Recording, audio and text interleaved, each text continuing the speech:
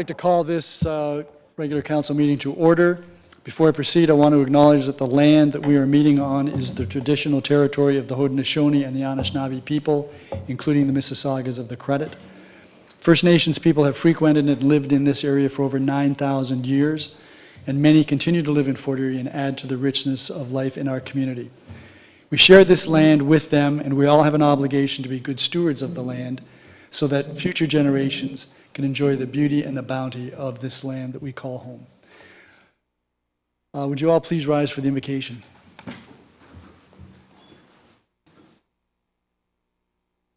We meet to serve our community and endeavor to be worthy custodians of all that has been entrusted to us. Let us be concerned only for what will promote good government. May we bring to our council chamber minds that think and hearts that feel, so that in our deliberations we may display imagination, wisdom, and courage, and the will to do our work for the good of all. Thank you. Madam Clerk, the roll call. All members of council are present, your worship, with the exceptions of Councillor Zanko and Dubanow. Thank you. And the announcements this evening will be a brief. On Saturday, the Greater Fort Erie Youth Soccer Association held its year-end event. They began early in the morning, continued on until late in the afternoon. They had something for every child that's enrolled in youth soccer in Fort Erie, almost 900. Some of the children are as young as 3 years of age. The ball's almost bigger than they are. And then there are children that are in their teens. A large number of volunteers would be involved in managing the Greater Fort Erie Youth Soccer activities during the course of the summer. I'm advised it's almost 100, which means board members, conveners, coaches, individuals who assist with the games, referees, umpires. So they had a successful year, and congratulations to them. I think in September they may be making a presentation to us just to indicate how successful they were during this past year. And then finally, Friday, August the 19th was the close of nominations for this fall's municipal election, which takes place on October the 24th. That means that we all know who the candidates are for the various offices, be they municipal council, school board, regional council. So I would like to encourage everyone to make sure that you vote during this election. Let's see if we can do better than the really sad turnout provincially of 43%. So I'm counting on the people of Fort Erie to do us proud. Okay, are there any declarations of pecuniary interest? There being none, we have some upcoming public meetings. There's a proposed official plan and zoning bylaw and site plan control bylaw amendments applications, which is scheduled for September the 12th, 2022 at 6 p.m. here in the council chambers, and that is with respect to regulating commercial and medical cannabis operations in Fort Erie. You can participate in that meeting digitally, electronically, and the information is contained on our agenda, who you would contact. There is also a proposed zoning bylaw amendment and plan of subdivision amendment application for Peace Bridge Village Phase 4 subdivision. Again, that is being heard here in the council chambers on September the 12th, 2022, and you can also participate in that digitally. I would imagine that there will be a report available, an information report available to the public and council the Wednesday prior to that date.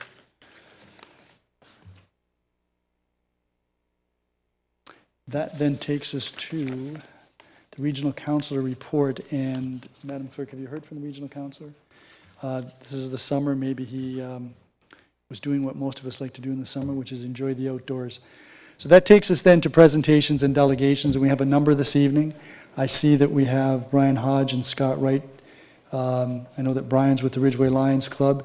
Scott is just a general person engaged in the community, a former firefighter.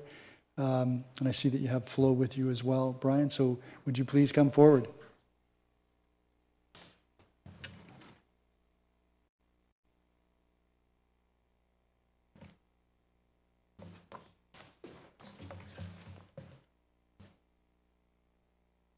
Good evening. Thank you, everybody.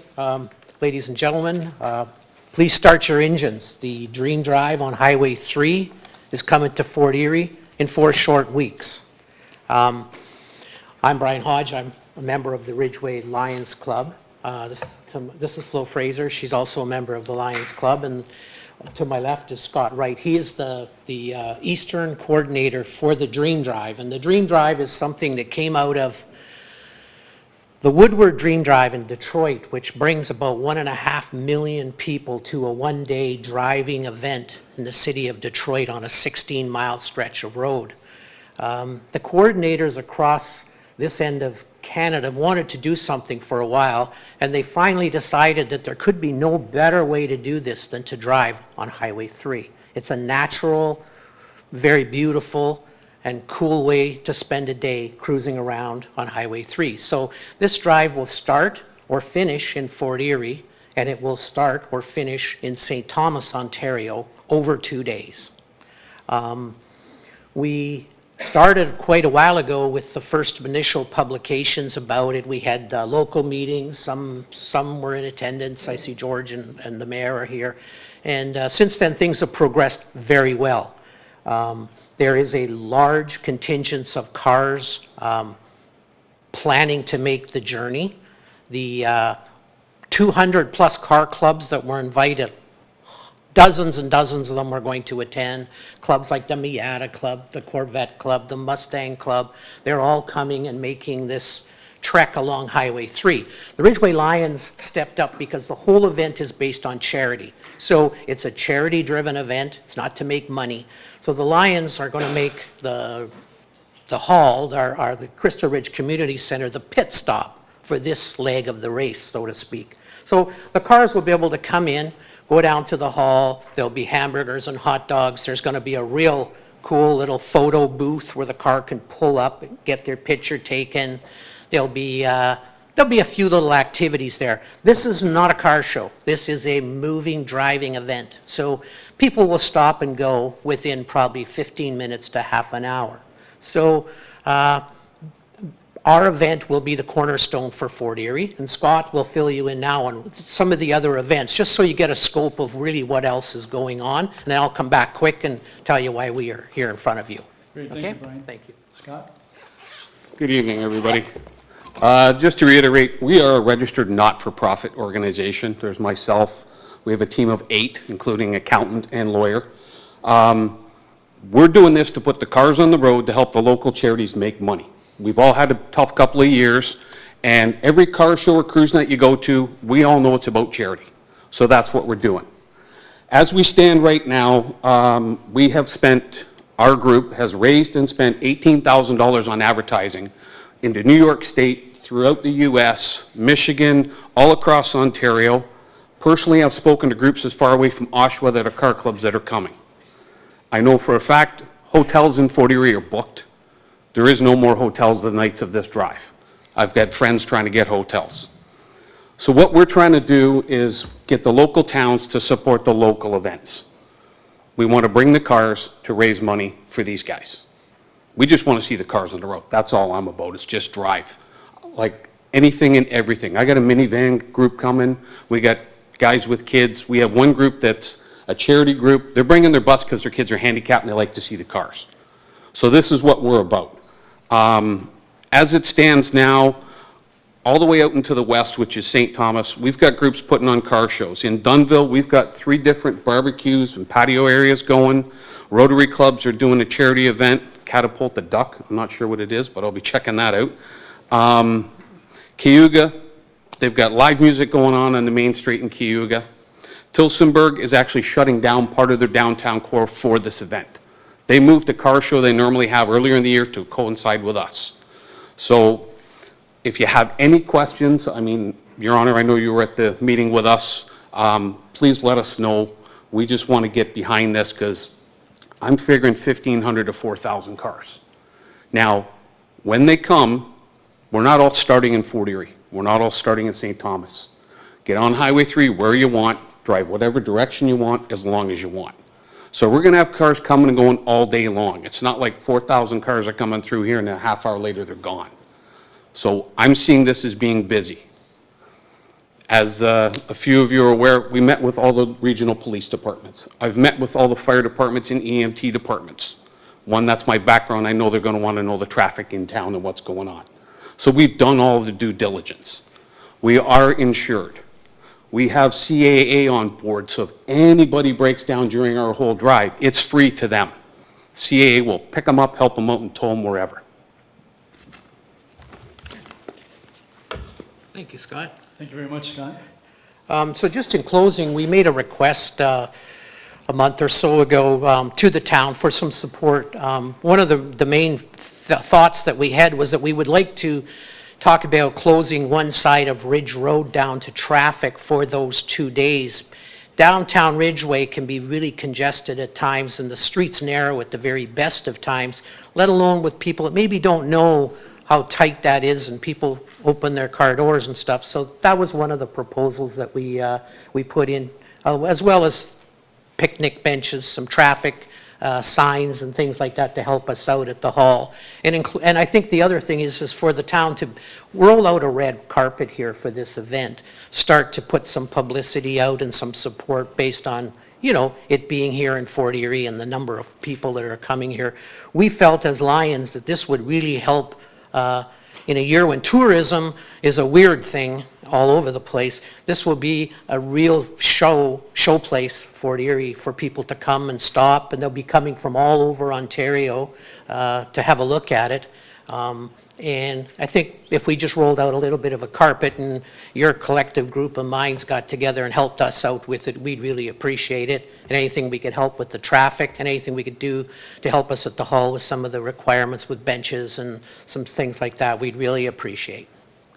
So I just open to the floor to questions, I guess that's. Yeah. Have you had dialogue with members of town staff with respect to this? I sent in the formal event request. That's where it sits. Haven't heard back. Okay, so I'm going to ask the CAO to follow up on that. And I know that we could easily do a link on our website, put something on our social media with respect to this. So we may be in touch with you on that, although we have your flyer that you've left with us. And I commend all of you for this initiative. This is this has the potential to be something significant, as you said, during the course of a year, course of 2 years, where tourism has really taken a hit, and this could be something that could go on in the future. So, yes. Thank you very much. Before you go, Councillor Butler. Thank you, Your Worship. I just have a couple of questions. When you say you'd like to see Ridge Road closed down half the lane? Well, our thought was if one side of the they park on both sides of the street going through downtown. So if one side, probably the west side, was not allowed for parking for that, it would kind of give the road a little bit of wider feel as you went down there, as you drove along. It's mostly for safety, for the people trying to park and the number of cars. If a lot of cars are going all at once and people are trying to park in there at the same time, it could get a little bit congested. That's the really only kind of a thing we worried a little bit about. We're bringing them in that way, but we're letting them disperse through the whole community as they see fit, because we feel like there's a lot of things, and people will want to go to Crystal Beach, and people will want to have a look at Point Avenue Road, and there's lots of things people will want to do in the area. The old fort's on lots of people's list. A lot of people have never seen the Peace Bridge, for crying out loud. So that whole thing will be going on. So that's what it's all about, is the cruising around. But if they come to the hall, when they get there, they're going to get a little thing that says they came there. They're going to get a photo taken in front of the photo booth, and that'll be posted on their social media and on their phones and things. That's to say, hey, we did it, right? We made it here. It's kind of like a version of the Amazing Race, but not really a race. It's just a show-up, pit stop kind of a thing. So keep it fun. I think the mayor hit it on the head when he said this is just the first year of this, so all these things have some learning curve to it. But we know that if the border ever opens again properly, our U.S. counterparts, guys that love cars, will show up here by the thousands and thousands to support an event like this for charity. And we have so many local and in the Niagara region car enthusiasts. There isn't a night there's not a packed car show going on, and it's spread all over Ontario for us. So we're very hopeful that this will be a big long-term event. Councillor Butler.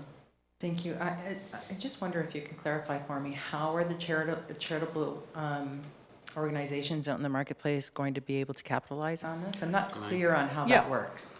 So what we did well over a year ago when we started this, we held town hall meetings in every town. We invited every charity group. And we even found a few charity groups that were hockey teams trying to raise money so they could pay for their trip.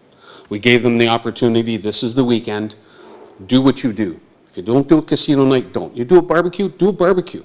Put something on to help yourself raise money. We have on our website, and it's being updated constantly, every town who's doing events. Rona is doing a barbecue for a couple hours that day, and their money's going towards COPE, as well as they've got the concert. Because they sponsored with us and helped us out, we've got all their advertising for their concert as well. So all of our people coming in know that Saturday night there's a concert. The La France has got an open door. They didn't want to do a barbecue, they weren't sure of people. So we've told people, the fire museum's open. Donation, go check out all the antique fire apparatus. As we have this with other groups across the whole drive. This is where they are, this is what they're doing. On the website for the groups in Tillsonburg, Delhi, the bands they have playing that night will be listed. So if you want, hey, I like that band, it's a 50s band, it's this guy's, you can plan your trip by where you want to wind up for that evening. So again, we're not taking a dime one out of any of this. We want to put the cars on the road so the charities have a chance to make money. Anyone else? Thank you very much, folks, and best of luck, and undoubtedly we'll be seeing you on the September the 17th. Thank you. Okay, our next delegation is Ana Rodriguez Garcia with respect to chickens.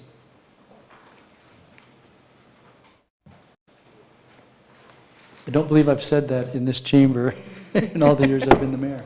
Good evening. Good evening, everyone. My name is Ana Rodriguez Garcia, and I'm here to petition the town to amend the bylaw regarding animal welfare, which is bylaw number 73-2021, to allow backyard chickens to be kept in residential areas in Fort Erie, or at least in rural residential areas.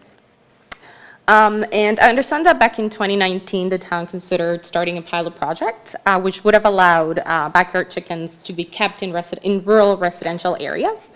And I listened to the recording for that meeting, and my understanding is that at that time, the project did not go ahead because it was seen as a solution to a non-issue.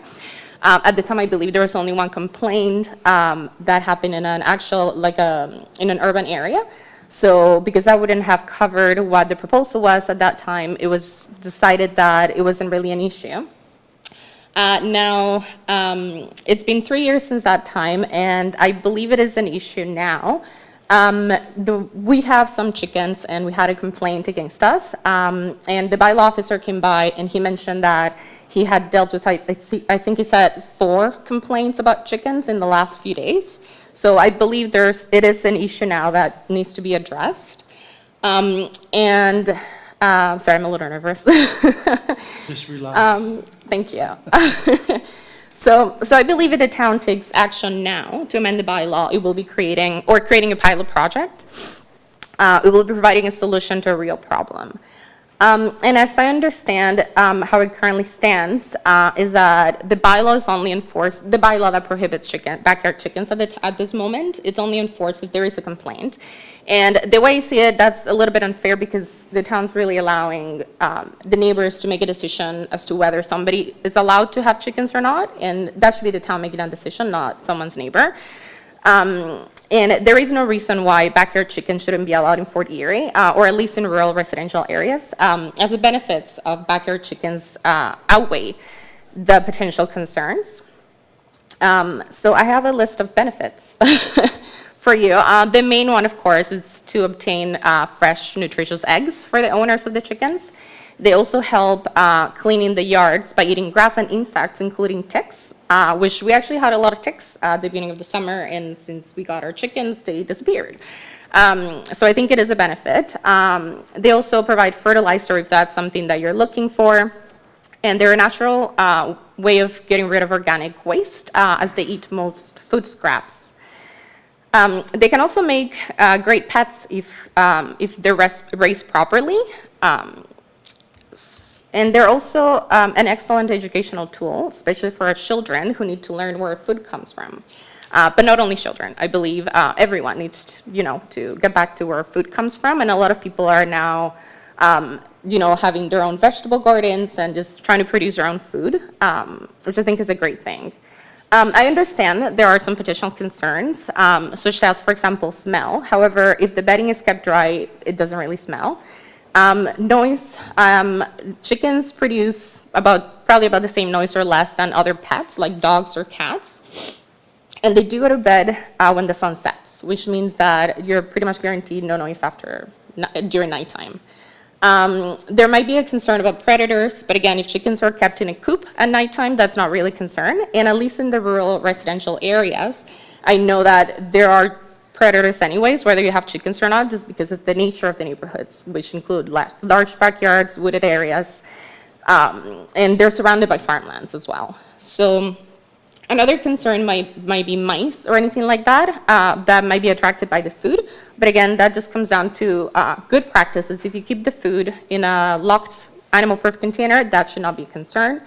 And there's also a lot of resources out there for people who do want to have chickens on how to do this properly, how to take care of them properly, how to have best practices. And I believe that any other concerns that might arise can be addressed through regulation, as has been done in many other communities that do allow backyard chickens. And I found about 25 cities and towns in Ontario alone that do allow them. And in my speaking notes, I don't know if you've been given a copy of that, I listed most of them. I did find the bylaws for some of them, including Niagara Falls, which is the closest one to us. The City of Niagara Falls bylaw number 2019-35, Schedule D, allows up to 10 chickens to be kept within the urban boundary of the city. Also, the City of Kitchener, their bylaw number 2016-2122, it also allows up to 10 chickens to be kept residential properties within the city limits. There's also Kingston, which allows up to 6 chickens, or hens, I should say, in their backyards.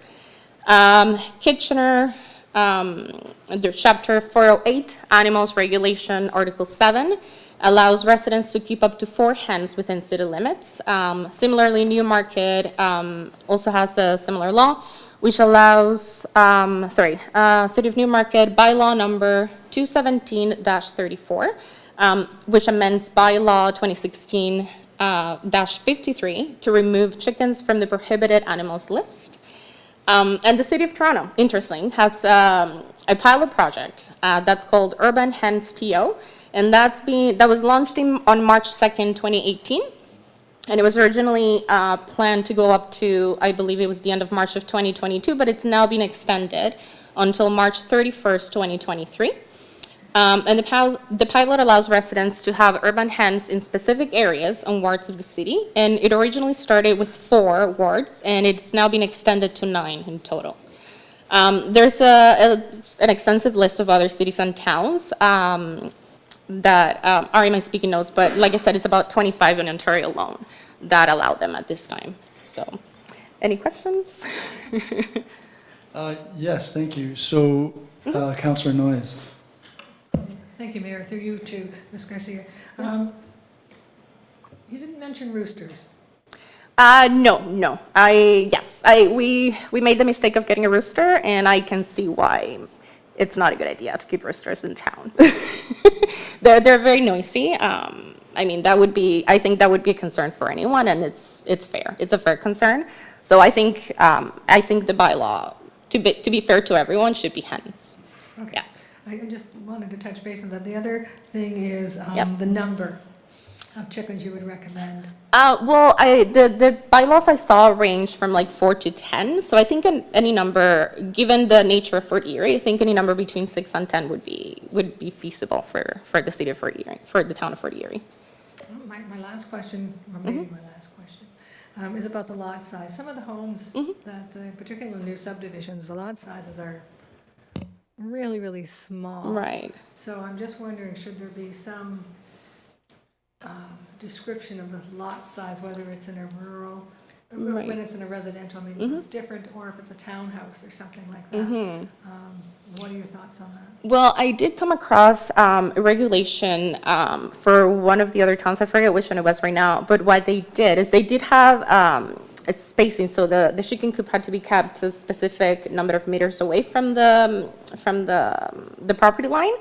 And if for whatever reason, I mean, if the lot was small enough that they weren't able to do that, then they would have to, I believe, obtain the consent of their neighbors, immediate neighbors. And if any immediate neighbors consented, then they would be allowed to have them, even if the lot size did not meet the regulations. One further comment and question. I'm a farmer's daughter, so I'm already kind of bending that way. We had lots of chickens. But again, being a farmer's daughter, I know what to do. Or at least I used to know what to do.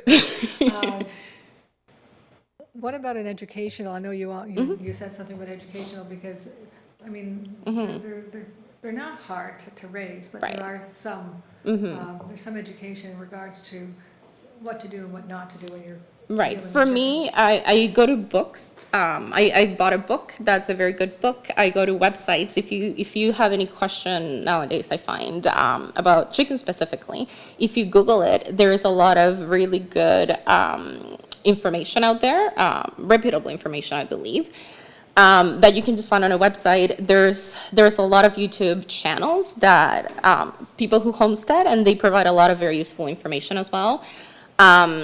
There's Facebook groups about homesteading and about just raising chickens that also provide a lot of information. And if somebody has a question, they go to the group and they get a lot of different answers, but some of them are valid answers. But I mean, if the town believes that an educational component would be valuable, I mean, I think it's in everyone's best interest, and I can't see anyone getting into something like this without educating themselves first. Now, one more last question. You didn't mention, you talked about the benefits, but you didn't mention about the financial. I would imagine that if you have your own, eggs are now $5, $6 a dozen. What would you anticipate that if someone relied on chickens, that they would it be like a dozen eggs a week? I mean, it depends how many you have, but I guess, like, is your question whether they make financial sense for somebody to get them? Yes. I believe so. I mean, it really depends what kind of eggs you get. For us, we always buy organic eggs, and those are expensive. So having our own chickens definitely makes it worth it. But I know when you go to the grocery store, there's there's like from very cheap eggs to like the more expensive ones. And backyard chicken eggs are more nutritious than when you buy at the grocery store. So for a lot of people who do this, if they are not able to afford, the organic free-range eggs, this would be a solution for them instead of buying the cheaper, maybe not as nutritious eggs at the grocery store, for sure. Thank you, that's all. Anyone else? Councillor Lubberts? Yes, thank you very much, Mayor Redekop, and thank you very much for your presentation.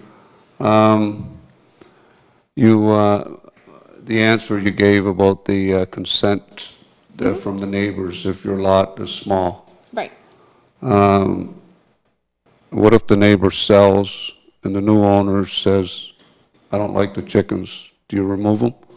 That I don't have an answer to. I'm not sure. I mean, like I said, there is it's either a city or a town that has that rule, and I don't remember how they deal with that situation, but I'm sure there's a way to regulate that. How do you feel about it?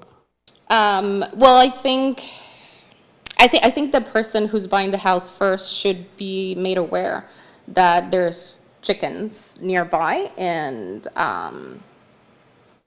I haven't given it a lot of thought, but I mean, I think, yeah, I can't, I don't have a complete answer to that, I'm sorry. But I think it's something that can be addressed through the process of, before the house is sold. That's something that it can be made aware of. But you don't know that they have that provision in the bylaws that you know I of? don't know that for sure, no. And you also were mentioning some bylaws from other municipalities. What I heard from their bylaws was hens. And then you're Yes, most talking of about them- chickens. yes, So most of what would be the them- difference? Well, I guess hen and a chickens chicken? comprises both hens and roosters, but I'm proposing hens. Like, I do think roosters are very noisy, so, yeah, so I think hens are fine. What's the difference between a hen and a chicken? I think chickens can be either a hen or a rooster. Like, it doesn't have to be necessarily just, female. It could be female or male. Okay, It's all just, right. yeah. Okay, thank you. Yeah, you're welcome. Anyone else? Ms. Rodriguez Garcia, you started by speaking about, and your tagline is rural residential, as Right. opposed to some of the lot sizes that Councillor Noyes was referring to. When you say rural residential, what do you have in mind? You live in a rural residential area? I do, yes. You're Yeah. outside the urban boundary, I believe. Yes, that's right. That's right. Is that what you have in mind? Well, ideally, I think it should be allowed for everyone in Fort Erie, but at least, like, if town council doesn't believe that they're willing to extend, the project or the bylaw to all of Fort Erie, I think at least the rural residential areas should be considered, just because they have, like, the lot sizes are big enough that it shouldn't be a concern for anyone. For lot sizes, we're approving lot sizes where the people have 16-meter backyards, which is 18 feet, 20 feet. And I think that's what Councillor Noyes was referring to. Okay. Anyways, thank you very much Yep. for your presentation and the information that you've provided. Okay, thank you. Thank you. The next delegation on the same subject is Deanne Moranti.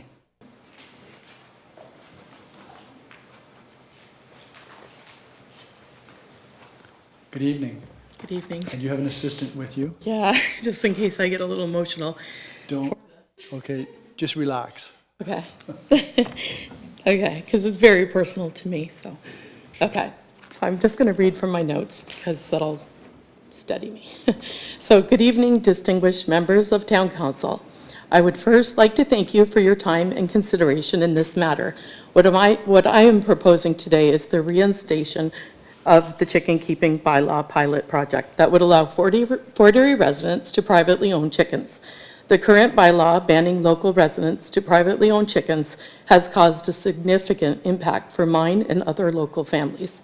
We have come together today and to ensure that our voices are heard and to propose the change that would benefit everyone. To give you a little background about myself, I'm 53 years old, recently married to Calvin Milbury, with 4 wonderful children, 2 fantastic stepchildren, and 2 of the most adorable grandkids. I grew up locally and have strong connection to the area. I was raised on a farm on Garrison Road, right here in Fort Erie. We had horses, pigs, chickens, lambs, and goats. I learned a lot about caring for animals growing up. We moved to Crystal Beach when I was 8 so that my siblings and I could be closer to school. I was a student at Crystal Beach Public School, Ridgeway Public School, Garrison Road, and Fort Erie Senior Elementary. We lived on Lincoln Road, Poplar Avenue, and Grandview Avenue. We did move a couple of times, but we always stayed local. Most of my family still lives here. My grandfather, William Sumbler Sr., is buried down the street from my home in the Ridgeway Memorial Cemetery. There is a road in Welland named after him, and he and our family were one of the first families to settle here. Prior to owning the chickens, I suffered from severely high anxiety, you can tell, and high blood pressure due to a serious injury. I was living an isolated and sedentary lifestyle. My limited mobility required me to find a low-impact activity to promote my health and wellness. Caring for my chickens provides me with the low-impact daily source of exercise. With the increased isolation caused by COVID-19, I rely on the companionships of my chickens for support. It has been scientifically proven that caring for animals like chickens and other birds can provide therapeutic health benefits for the caretaker. This has been supported by my family physician, who has provided written documentation that I have provided for reference in your handouts on page 2. These animals have been companions to myself and my husband. We care deeply for them, and we provide them with the highest standard of care. This is evident when walking through my home, where there's a video baby monitor on the girls to adjust, to watch them and to adjust their coop temperatures remotely. Since the 1800s, privately owned chickens have provided families with organic fresh meat and eggs. They also provide an opportunity for education about animal welfare to younger family members. They provide support for the micro ecosystem of the family residence and support for mental health and overall wellness of the family. At the time of COVID-19, it has disrupted supermarkets, causing shortages, high inflation on essential food items. Our immediate family has become reliant on this food source as a means to reduce our overall grocery costs. This includes my children, my grandchildren. Our chickens provide our family, friends, and neighbors with a self-source of sustaining, cost-effective, and overall higher quality of eggs. Studies have shown that chickens contribute positively to the environment as a source of pest control, natural fertilizer, and waste reduction. Our chickens contribute to the control of the flies, slugs, ticks, grasshoppers, spiders in Fort Erie are huge, and mosquitoes on our property. Our chickens reduce our landfill waste by eating food scraps and turning them into fertilizer for my garden. This has greatly contributed to the overall quality of my vegetable garden, which my family also relies on during the summer and fall months. Having raised chickens and other farm animals since I was a young child, I am well aware of the standards of care required to ensure the safety of my chickens, as well as my family and neighbors. The standard of care I provide for my animals is in compliance with the standards set out in the animal control bylaws for the city of Niagara Falls. As you may be aware, our neighbors in Niagara Falls are permitted to own 10 chickens, and I have included that bylaw in your handout. A copy of these guidelines on page 3 as a reference. I can confirm and speak to each point if required. I would also like to take the opportunity to align the issue with the town of Fort Erie's strategic planning and objectives for 2018 to 2022. As you know, in November 2018, the council identified 5 top priorities for strategic planning, and these priorities included optimization of health, housing, and social well-being through service access and healthy lifestyles. Sustainable infrastructure for the future, attracting interest and investment through strong advocacy and promotion, promoting business, economic growth and employment opportunities, and managing growth through responsibility, stewardship, and preservation. Members of the council, today I've spoken to how my chickens, my girls, align with each of these strategic goals. My chickens provide me with improved social well-being and a healthier, more active lifestyle. They provide a sustainable food source for my family, friends, and neighbors. They have attracted both interest and support with nearly 700, actually it's growing, signatures of a petition from local residents and people across Ontario. They promote financial stability for my family, which in turn promotes economic growth. Lastly, they are managed responsibly, sustainably, and provided with the utmost care. In return, they provide our family with balance and biodiversity required for my little urban farm to flourish. There is an increasing community support for small-scale, sustainable practices through Canada, from community gardens that support local families to wild gardens that support native plants and animal species. Urban farming practices have been gaining popularity throughout Ontario. After creating the petition, which I've included in the handout, I will have it here, I received over 700 signatures in support of the chickens. The signatures come from a lot of local town residents and residents of Ontario. I have received the support of our town councillor, Marina, Butler, thank you, which with this much support, you can no longer say that there's not enough community interest to justify implementing and enforcing a new bylaw. I would like to thank you all again for your time and consideration, and I'm extremely grateful to have had the opportunity to share my story with you and a chance to stand up for the girls. Thank you very much. And since you refer to them as girls, I take it they're all hens, no roosters? They're all hens. How many do you have? I have 5.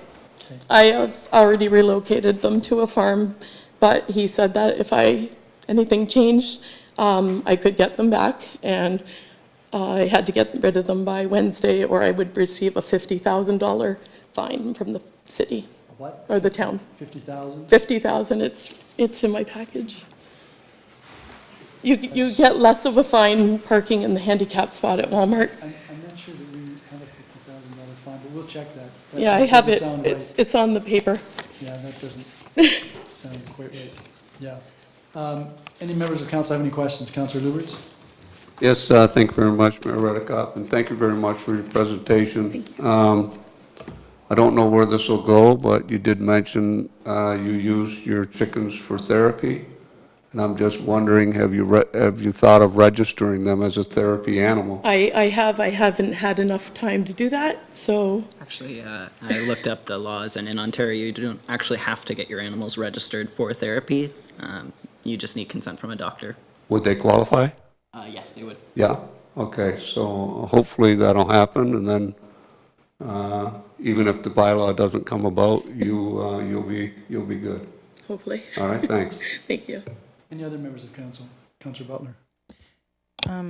I just wanted to ask you a quick clarification question, but did you mention that they actually eat spiders? Yes, Yeah, and I the see. spiders in Fort Erie are huge. Yes, they are, so I'm in, so thank you. Okay. I also have a lot of my neighbors that actually adjoin my property here with me today, and they support it fully. Thank you. Anyone else? Thank you very much. Is it Morant or Moranti? It's Morante, but it's Millberry now since 8 days. Perfect. Well, congratulations. Thank you. And congratulations to your husband. Thank you.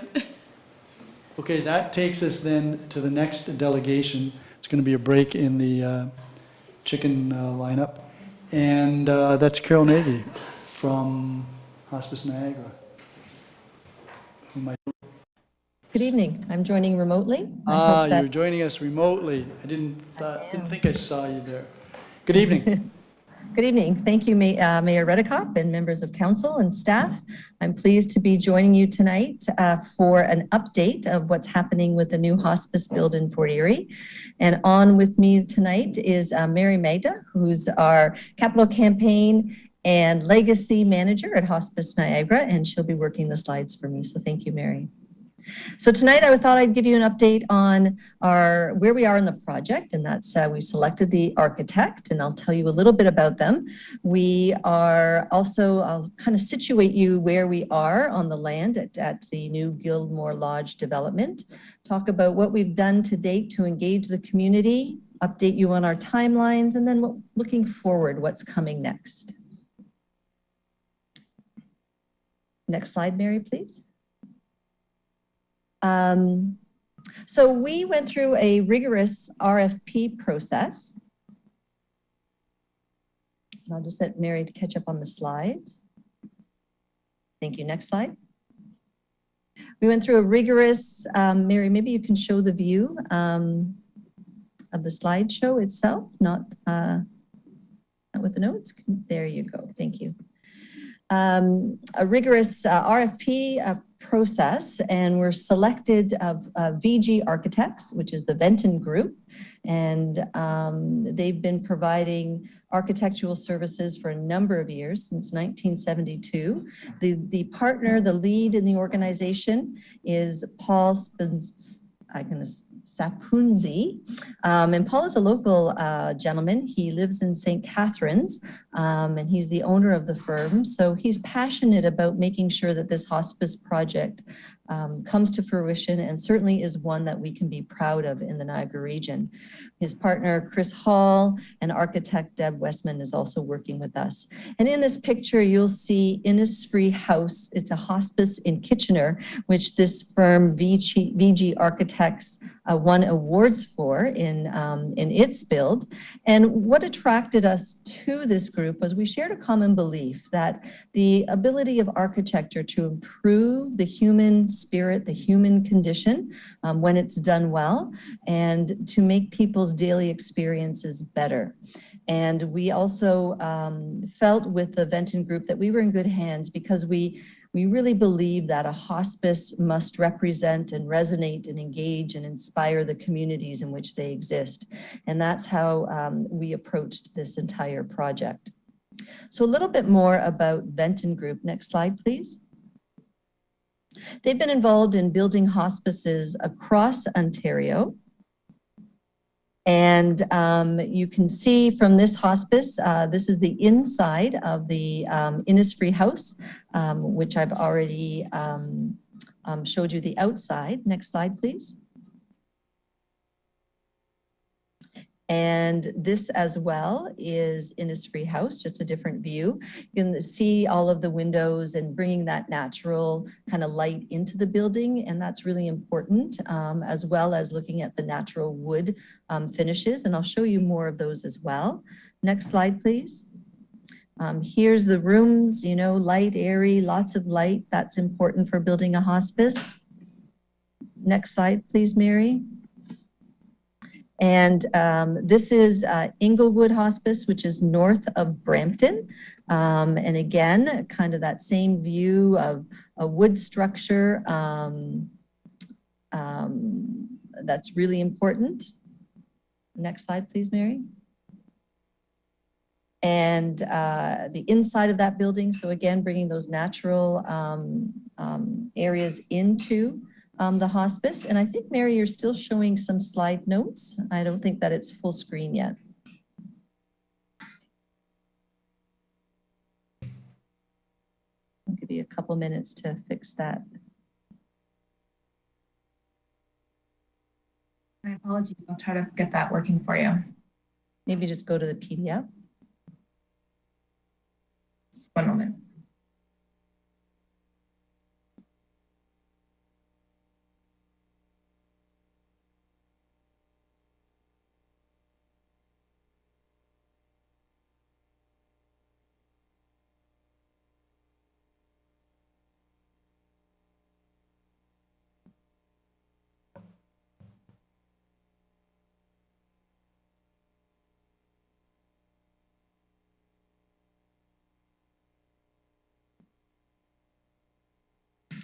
Okay, sorry about that.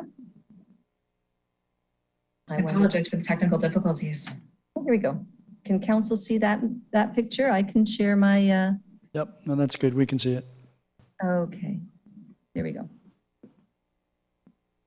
Okay, there we go. So again, bringing that inside out from at Bethel Hospice. And then this is Hospice Quinte, which is their newest build, which is in the Belleville area. And again, a natural setting, beautiful buildings with beautiful spaces inside, well planned out. So we're really happy to bring the Venton Group on board in Fort Erie. And the first thing that let me situate you on the land. So here we are, the physical location. So this is Garrison Road, as you can see, and this is the side street, King Street.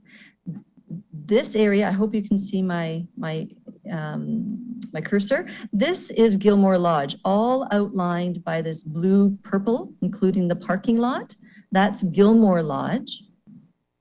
Behind Gilmore Lodge, there are condo units. These are shaded. Sorry, Carol, but you've frozen up. And there's already a large back. And the property, we have the beer store. I have a. How about now? Sorry about that.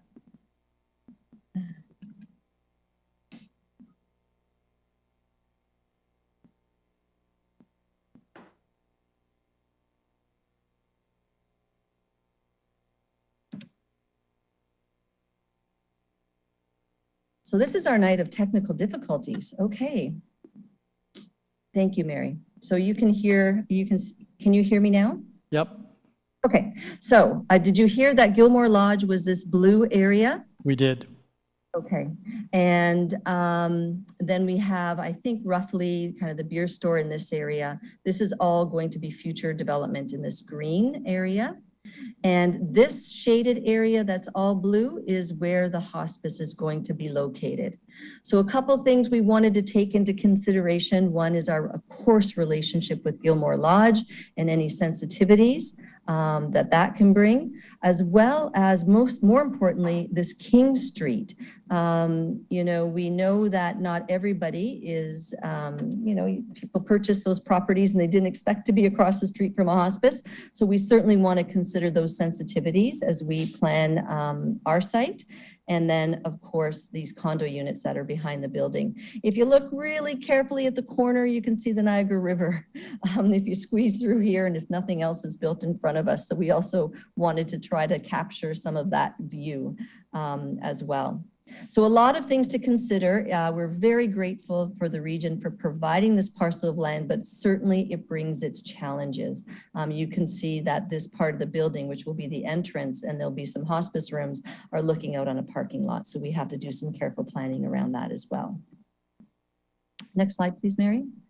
So what we've done to date is we started with an envisioning cafe where we brought our architects out. We met with about 50 members of the community and our hospice staff and asked them to consider what's important for the Fort Erie community and plus Niagara Falls and all of the South communities as well, because we think that's what's who's going to be using this this center, as well as we wanted to find out, kind of what values need to be reflected in this building. What does diversity mean to this larger community? How can a hospice dispel some of the fear of people coming into the building, right, in its own comfort and its home-like setting? How do we ensure that we're meeting all the accessibility needs at its broadest sense of the term within the Fort Erie and the South community? And then how do we make sure that this is a space that this community can be proud of and embrace as their own? Because we know that the community has a very long history with their health care organizations, and we want to make sure that this hospice services and this building are also embraced by the community. Next slide, please. So what we found out through these sessions, first and foremost, was this connection to nature, where we really want to see the outdoors come in, even though we're sitting in a very urbanized center and looking at a parking lot and condo units. We need to bring those elements into the hospice because that's what's healing to a lot of people who are living with long-term illnesses, but also to their family members. That becomes really important. Inclusion of culture meant that there's many races and cultures and marginalized people, many different orientations and complex needs that this hospice will be serving in South Niagara. So how do we incorporate different kinds of spiritual practices, as well as respect Fort Erie's relationships with this Indigenous people? We want to make sure that there's spaces where they feel included and even go a step further and be hiring Indigenous people to work within this hospice and to actively volunteer with us. We also know that we need adequate space and accommodations for families, particularly we consider the weather in Fort Erie. Staff traveling or families traveling could be stuck because of weather, so we want to make sure we have spaces for them to stay overnight, as well as large gathering spaces and private areas, which are large and small and can accommodate that kind of flexibility. Next slide, please. We want to have customized suites so people can move in and really feel that it's their home. We want to make sure that we have all of the technology that's up to date. So if somebody feels that their own music, their own TV channels in their own language are available to them at a drop of a hat. And as well, they can control the temperatures in their room, their fireplaces in their room with their voice or just remote controls. And then as well as how do we maintain privacy throughout the entire building so that people can be respected and their dignity can be upheld. Again, we'll need ceremonial spaces and quiet spaces to reflect different cultural practices. community areas where we can have large meeting spaces, we can have community programs running at the hospice, and people and children as young as 5 don't feel intimidated by coming into a hospice building where they're able to really make it their own. And then finally, that Niagara River view, and how do we take advantage of roof terraces because we don't have that natural setting down on the ground level. So with all of this feedback, I'm going to give you a quick look at where we are so far with the outside renderings. However, we are planning a community information session where you'll be able to get a look inside as well. So this is Wilson House in Fort Erie. It's named Wilson after the Wilson family who donated the major gift towards its naming. You're looking at the front entrance, which will face the parking lot. You see a number of hospice rooms that right now have fences in between. They will also have fences that will partially block the sidewalk and the parking area. Sliding doors that will be big enough for the beds that people are in to go outside to these patio areas, and yet provide people an opportunity to see outside and see what's going on. We heard very clearly the last thing that people want to happen is to lie in a bed and not be able to see life going on outside them. They want to still participate in life. So we'll make sure that those are not fully blocked off patio spaces. You can see an overhang by the front door. That's really important that we are, there's a lot of weather in Fort Erie, and that we're protecting people from the weather when they're coming in and out of the building. Next slide, please. A couple of different views. King Street, this first top view, this is King Street where my purple marker is. And this is a beautiful view of the building. You have that kind of view of a river flowing with all of our windows. And in this area is all of the spiritual center. So we've taken special precaution to make sure that there are exit doors north, south, east, and west, and 2 of them are inside the building to respect Indigenous practices of people entering or leaving this life, as well as this space can be as large as this area, or it can be divided into smaller areas for smaller celebrations of life.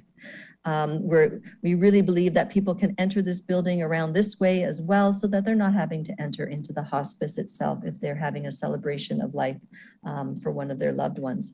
We also have weddings. We also have anniversary. We have birthday celebrations at hospice. So this space will be used flexibly in all of those circumstances as well.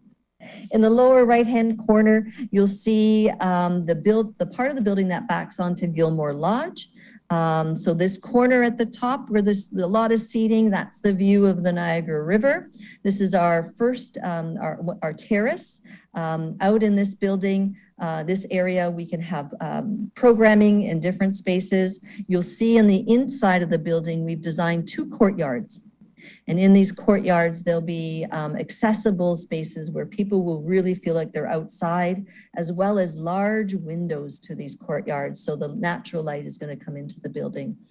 And the neat thing about this is this area down below here with all of these windows is our children's bereavement programming area. So really cool. I can just imagine these little 5 and 6-year-olds running into the building and running down to a space that is dedicated just for them.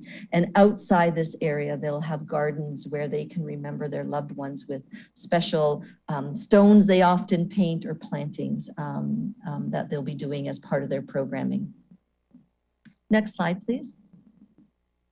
So right now we're in the kind of blocking out the schematics. We've completed those. We're in progress of looking at kind of more design. We've submitted our high level 60% design to the Ministry of Health. We're hoping that we will have that back to us shortly, and then we'll start in the detail. Our 90% submission will go January 2023. That's when really the building is most complete. That's when we'll also have a final Class A cost estimate, and we hope by then that the construction market has somewhat balanced out. That's causing some challenges to the build, of course, and we'll be out for procurement within the spring of 2023. We still are on target for occupancy and accepting our first residents for September 2024, which is well ahead of the Niagara Health South Hospital build completion, so that our end-of-life services offered through the hospital will just naturally transition over to this hospice with no break in service to the community in South Niagara. Now, I did slip in there that there's some challenges with the costs of construction. I just want council to keep that in the back of their minds. I think probably when, new council is in around this spring of 2023, when we have our Class A estimates back in, I'll be back at council presenting what the cost of this build will be, how we've been able to save costs by that point as well, and then asking for your support to advocate with the ministry if we're in a position that we require a further grant to help us bring this project to completion. Next slide, please. So as far as community engagement, we're not finished at this point. We are hoping, or actually we're planning in September to have a community open house at the Fort Erie Library, and then we'll be showing in detail some of the renderings of the building. We'll have them done by that point and be able to receive some more community input into what the community thinks about this build. We hope that council members will be in attendance with the community at those open houses. Mary, the date of those are? September the 22nd, one in the afternoon, one in the evening, starting at 1 o'clock till 2:30 and then 6 to 7:30. Thank you. September 22nd, and we'll make sure that we have an invite out to all councillors. We also will have billboards in place.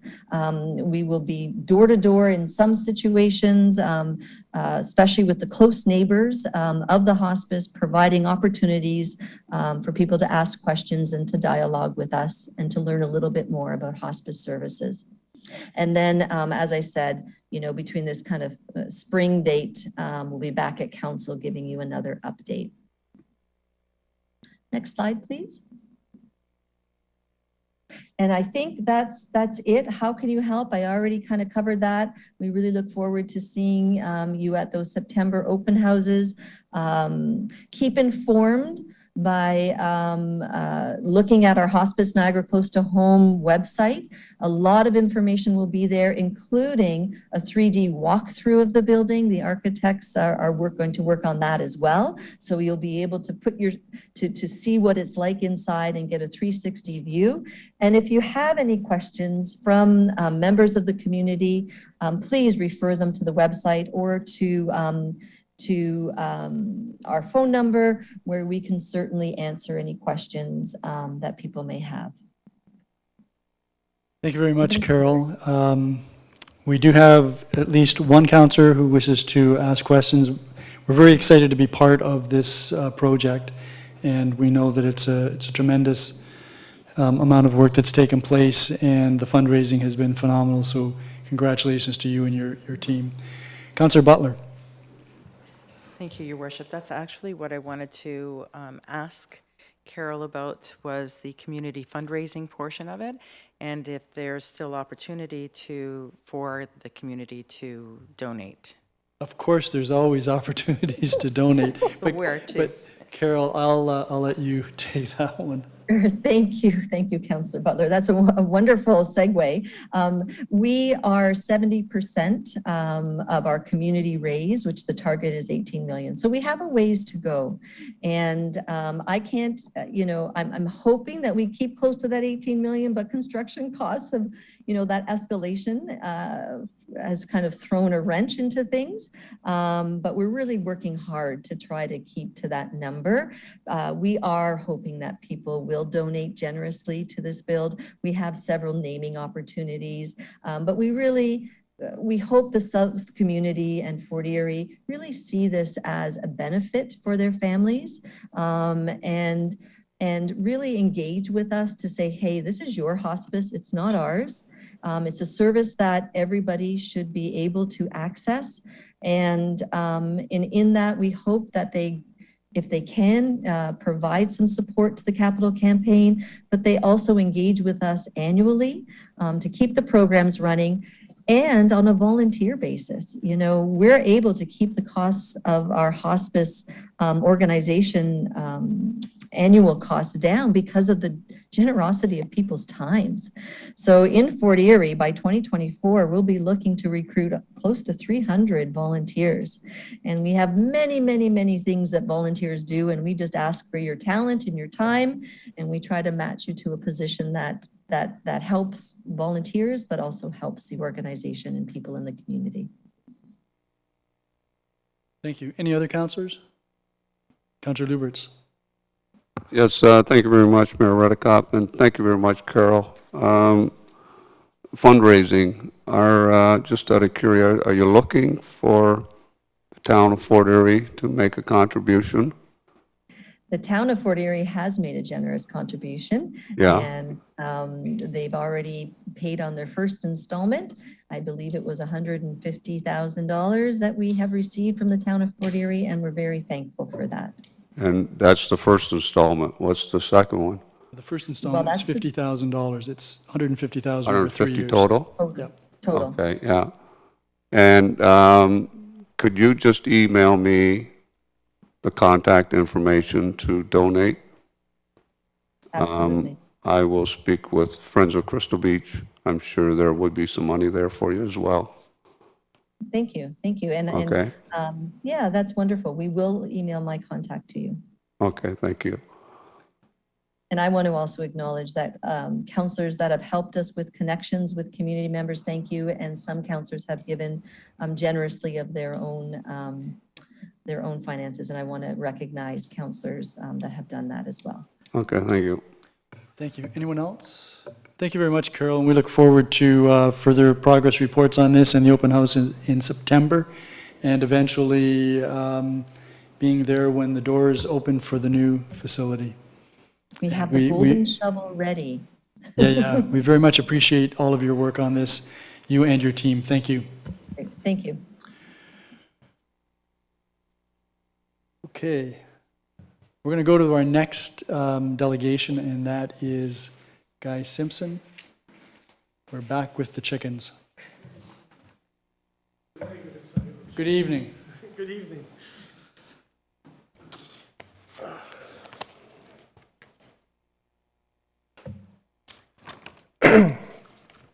I'd just like to say that listening to the people who were up here earlier talking, they have legitimate reasons why they would like to have chickens and that. But my big thing was that they weren't allowed in the area to begin with, and these chickens went in before they were even supposed to be there.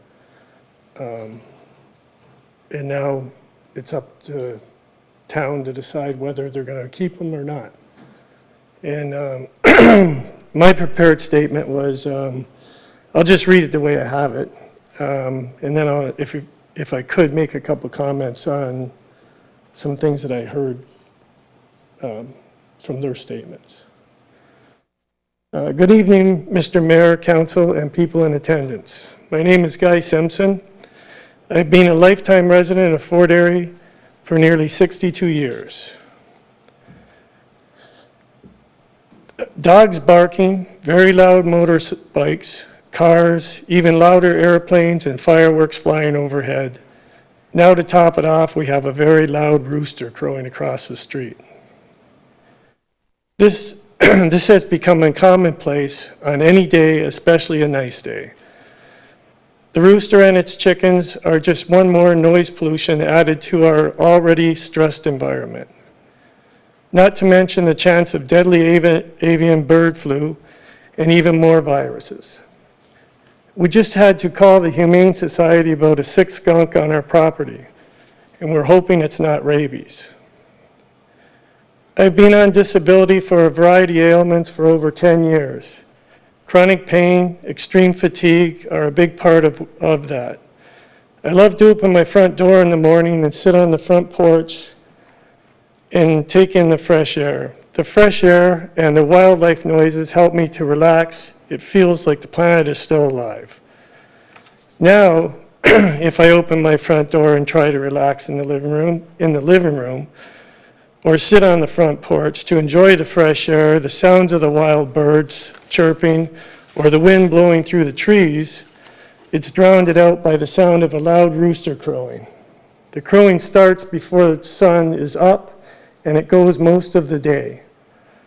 It's especially loud and consistent from the break of day until noon, and then again after dinner until dark. If I thought there might have been a chance that they might have kept it quiet, I might have given it a chance, but not now.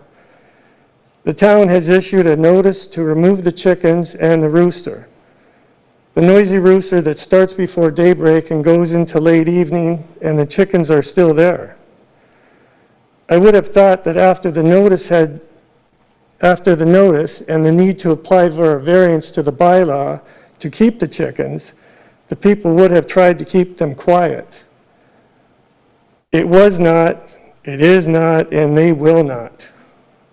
We now have a fox that is in our yard on a daily basis. That's not normal. It's not afraid of people. They always have been in the past. Is it here because of easy meals across the street, rats, other rodents brought in for feed, or is it the birds themselves? I don't think it's a coincidence. It's not here every day hunting for its natural wild food. Living where we do, we expect wild animals to roam our property. Deer, coyotes, skunks, raccoons, the occasional fox. That's normal. I was attacked by a dog in my driveway this past spring, and there has been many unwanted domestic animals on our property, roaming, and people over the past year. There are too many people that don't respect their neighbors' rights for peace, quiet, and safe lives. The real truth is, I don't think they care. That is why I'm here to ask council to uphold the bylaw and not allow this to continue. Thank you for this chance to object to this variance. Sincerely, Guy Simpson. Mr. Simpson, did you say you had some further comments you wanted to make? Yes, I just wanted to make a comment on ticks. I mean, if you have chickens in your backyard, it's going to control the ticks in your backyard. It's not really doing anything for the rest of us. I have a big backyard. I'd have to have a lot of chickens. And I border onto the back of 6 Mile Creek, which is all wildlife out there, which we are naturalists. Our family is naturalists. I've planted hundreds of trees. It's probably why I'm so sore all the time. We have wild bird boxes. We've had the nature, the Niagara restoration people at our property to help us plant natural grasses and trees and everything. So we are naturalists. Our whole family is. A lot of the bugs they talked about in a meeting are beneficial to the environment.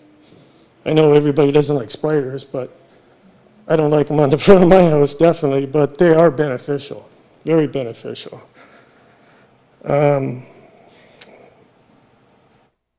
My neighbor across the street, like I'm across the street from where there's chickens right now, my other neighbor's right across the street on the other side. He stopped by today and didn't even know I was coming here to ask me if it was a problem for me, the chickens and that, and we talked about it for a while, and he's having anxiety problems because of it.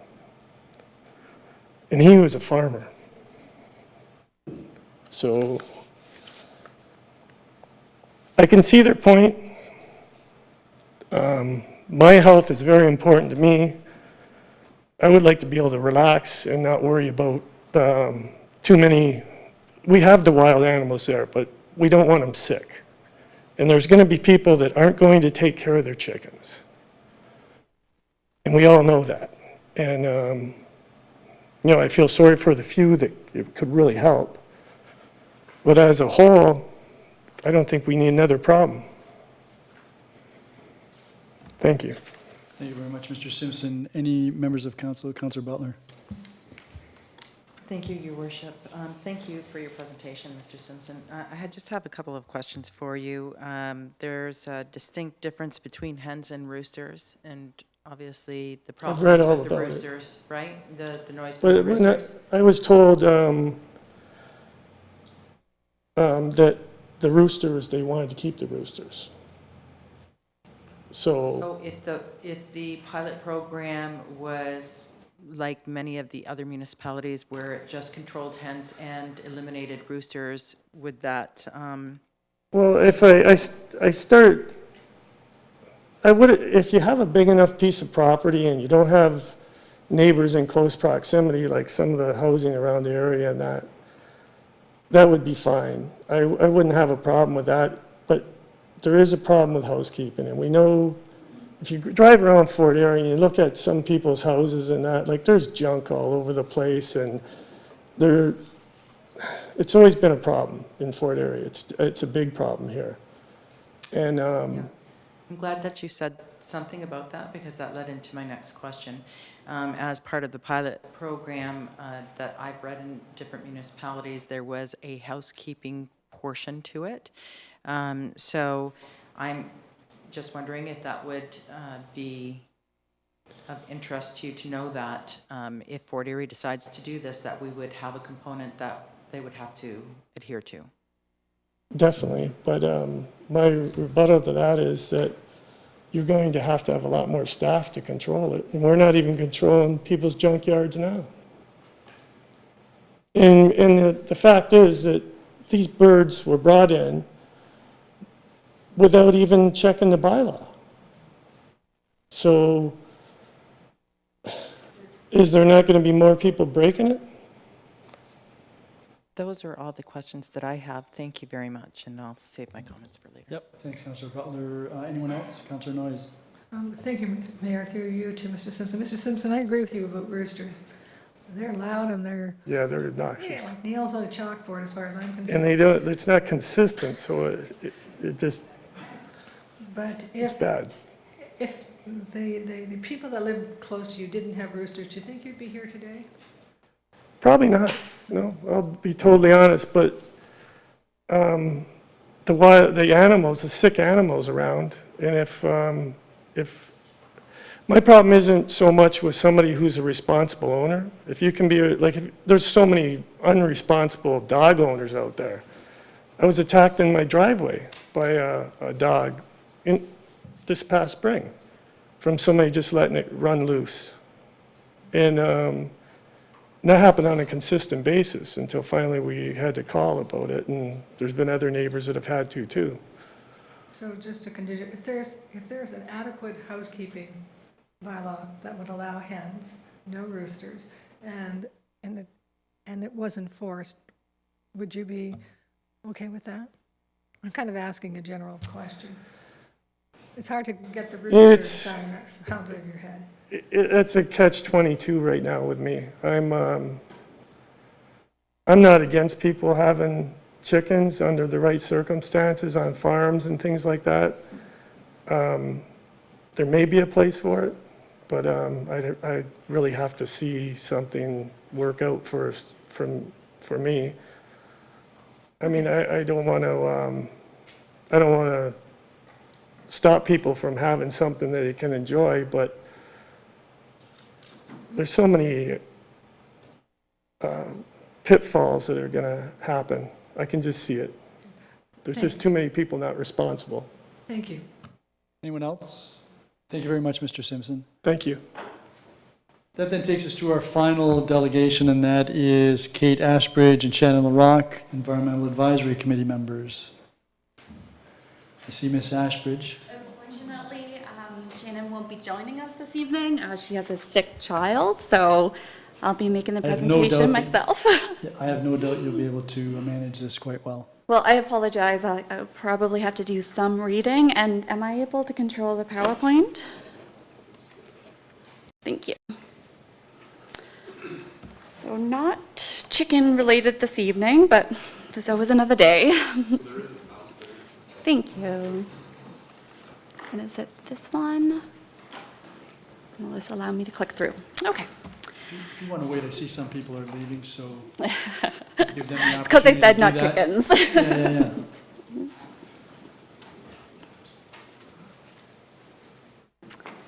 Okay. Okay, so good evening, Mayor Redekop and members of council. My name's Kate Ashbridge, and I'm here today, this evening, to represent the Environmental Advisory Committee.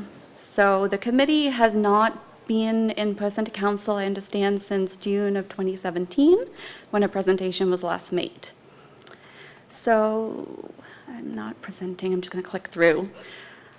This photo was taken in early 2017, and unfortunately, due to the inability to meet up very much, we don't have a recent photo, so we just discreetly added some images with our 2 new members. And our membership consists of 8 residents and Councillor Lubberts. Our members come from various professional and educational backgrounds, including environmental science, engineering, ecology, wildlife biology, hydrogeology, and environmental planning. We're a committed group of volunteers who meet year-round on weekends and evenings. We meet outdoors in all weather conditions, and we walk properties and ground truth studies in order to provide the best advice to council and to town planning staff. Still not doing this properly. So the Environmental Advisory Committee reviews environmental impact studies that are received with development applications. We review requests for removals of the EC layer, environmental conservation layer, or the overlay, sorry, and we provide advice to town staff on policy initiatives such as secondary plans. The committee also is available to provide advice to council on all kinds of projects. For example, during the last presentation to council, EAC offered some nature-based solutions to deal with beach erosion at Waverly Beach. So while town receives comments from the regional environmental planning staff and MPCA staff on many applications and reports, I would put forth that the members of the EAC committee possess Fort Erie-specific knowledge that's extremely valuable. In fact, the recent Ontario Land Tribunal settlement for the Harbour Town development, it was nearly identical to the recommendations that EAC provided to council back in 2018.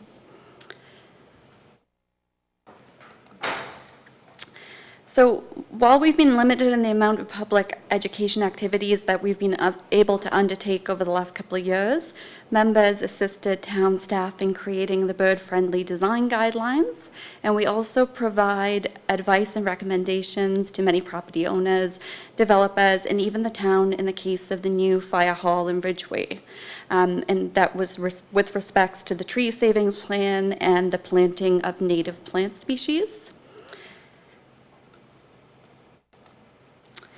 So in the case of a request to remove the EC overlay, the committee's normal process is to review the site plan showing what development is proposed.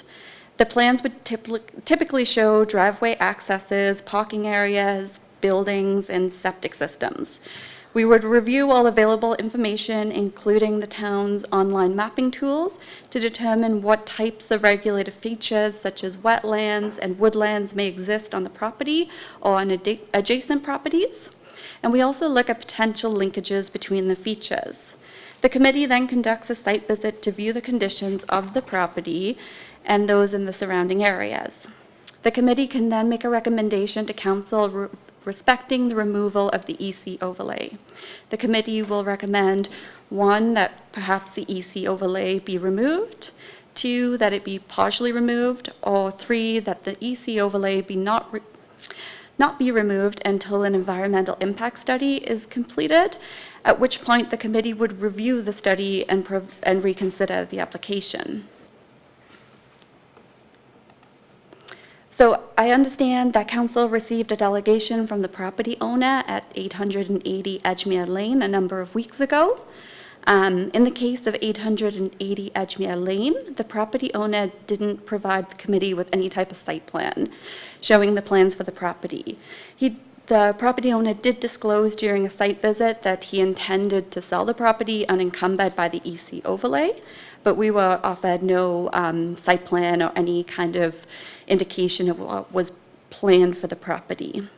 So a number of years ago, the same property was considered for the construction of a garage. And at the time, the site plan was provided. The committee visited the site and recommended the removal of the EC overlay in the area where the garage was to be constructed. That is a fairly typical function of the committee. The owner provides the information about the desired outcome, the environmental impacts are considered, and then in this case, the application is supported due to the continued protection of the corridor on the property. So the EC overlay was only removed from the area on the garage to allow the property owner to construct the garage while still maintaining the linkage between the natural features. So again, EAC visited the same property in April 2022, to review the most recent request for the complete removal of the EC overlay. And the committee noted that there's a wetland to the east and a woodlot to the west of the property. The EC overlay is present on the logical linkage between these two features. The property owner has removed a lot of the vegetation in the area, but while committee members were present, it was noted that it's still a natural corridor with birds and insects present, and it continues to be wet. At the time, EAC's recommendation to council is that the EC overlay remain on the property and the request be reconsidered when an environmental impact study is provided. So this is a fairly typical requirement when development is taking place near natural heritage features. Again, EAC's recommendation is not no, but rather not now. We just need some more information. So why does it matter? An environmental impact study is an important tool that helps guide sustainable development. An environmental impact study will determine the overall impact of the health of the ecosystem as a whole. This will determine any impacts to the adjacent woodlot or wetland. And the study may suggest ways to eliminate the disturbance or mitigate negative environmental impacts. The study will also consider the linkage between the features, which may not be initially apparent when you're reviewing a single property in isolation. A key component to environmental protection is the maintenance of linkages between features. So woodlots and wetlands that are isolated and not connected to other features will not prosper without the presence of linkages.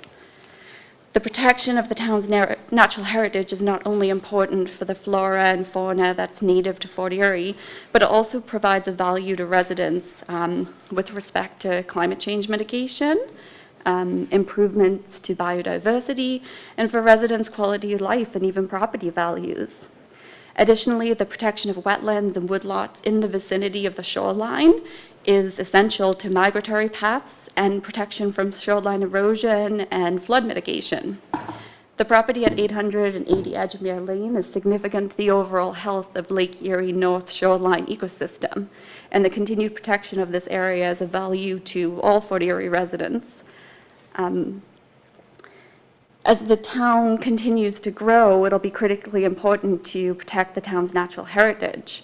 Residents have vocalized their concerns about the growing number of developments within town borders, and while development is essential, the Environmental Advisory Committee volunteers offer their skills and their expertise to guide staff and council on how development can occur with optimal results.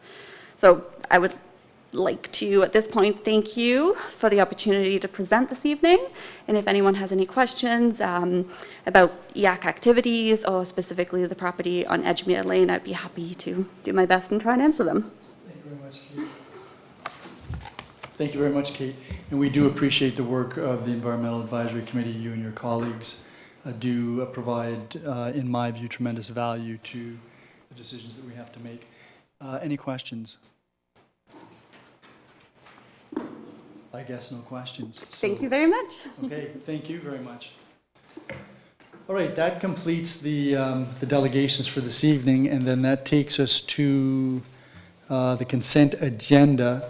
I would like PDS 62, 2022 to be removed from that agenda package. Are there any other items? PDS 62-2022. That relates to the request for an extension of draft approval and permission to pre-service the property on Nye Road, parcel on Nye Road. Any others?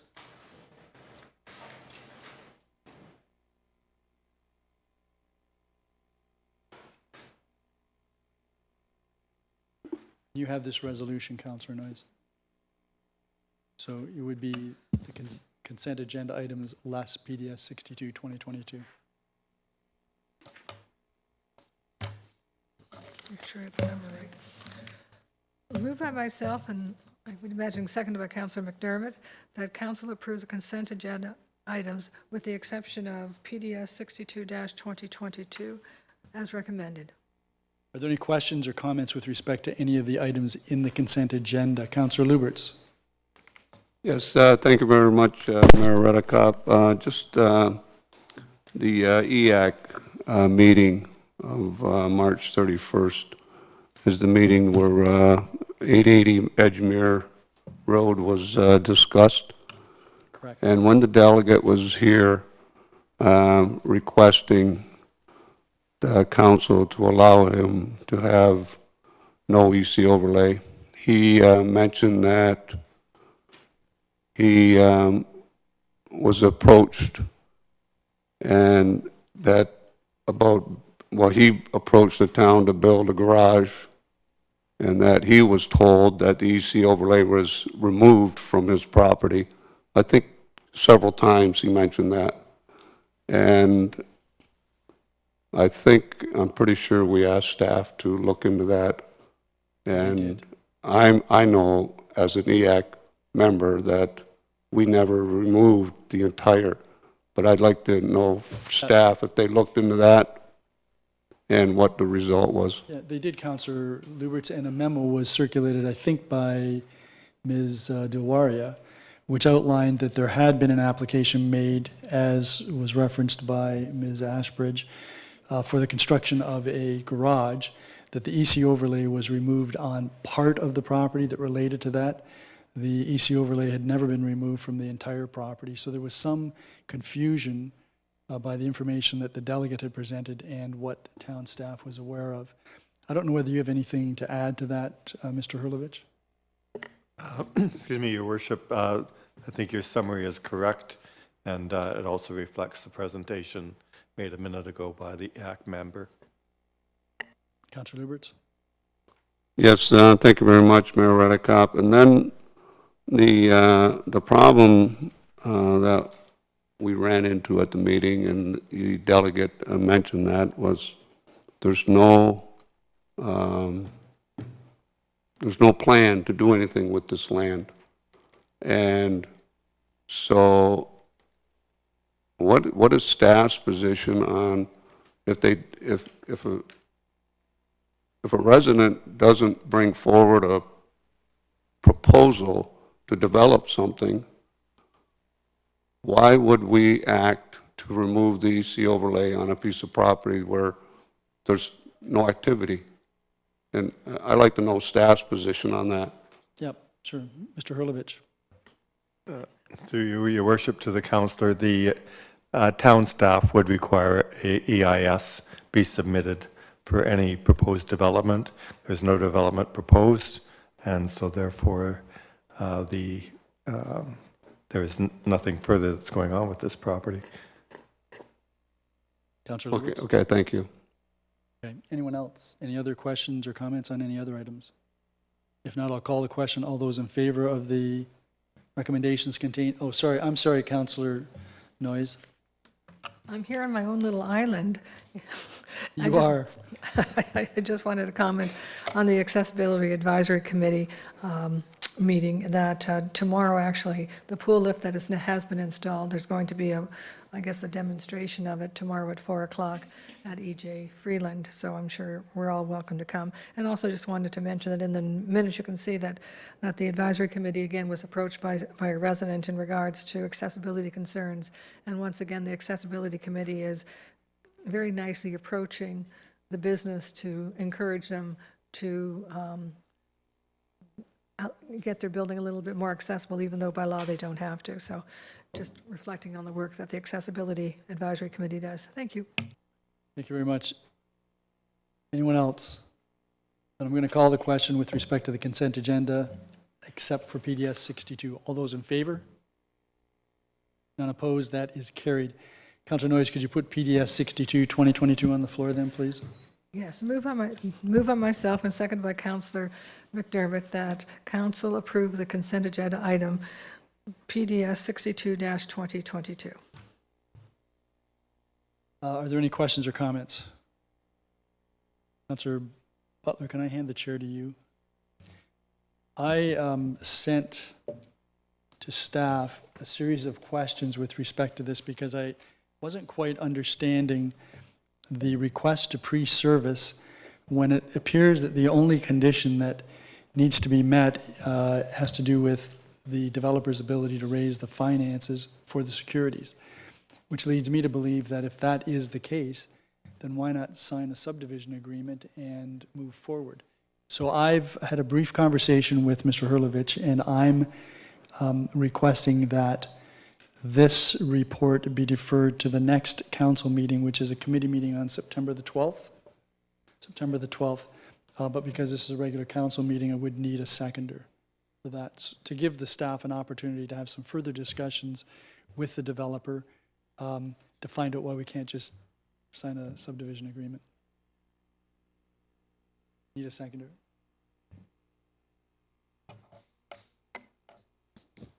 Okay, thank you. That motion is on the floor. Does anybody have any comments or questions? Not a motion to It's defer. not a motion to defer. Oh, right. So, when do you? It's being deferred. All those in favor? That carries. Keeping the chair, do I get it back? Okay, fair enough. Okay, so the next item on our agenda has to do with the report PDS 42 2022, which had been previously moved by Councillor Dubanow. And so that has to do with 280 to 262 Gorham Road and 3854 Disher Street. So that, Madam Clerk, that report is on the floor. So are there any questions or comments with respect to this report? Councillor Noyes. Thank you, Mayor Redekop. I guess my question is in regards to the drive-through. And just recently, I'm thinking we probably all know that some of another venue basically has closed their inside eating because of lack of staff. It's not something they want to do, but now the drive-through has become problematic in regards to the traffic backups. I know when we first discussed this, I was concerned about the number of drive-through spaces being allowed here. And I'm not going to blame this or hold it against this particular development, but I'm going to ask, is there any way that we can put in there that hopefully this situation will dissipate and never rise again, that you can't kind of have the drive-through open without the restaurant open? Mr. Hurlovich, is that a condition we can require?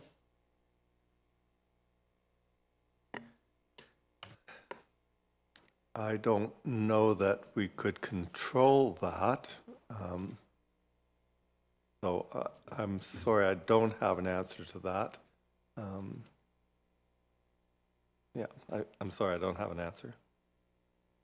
Basically, you're saying that if the restaurant isn't open, it can't just be a drive-through.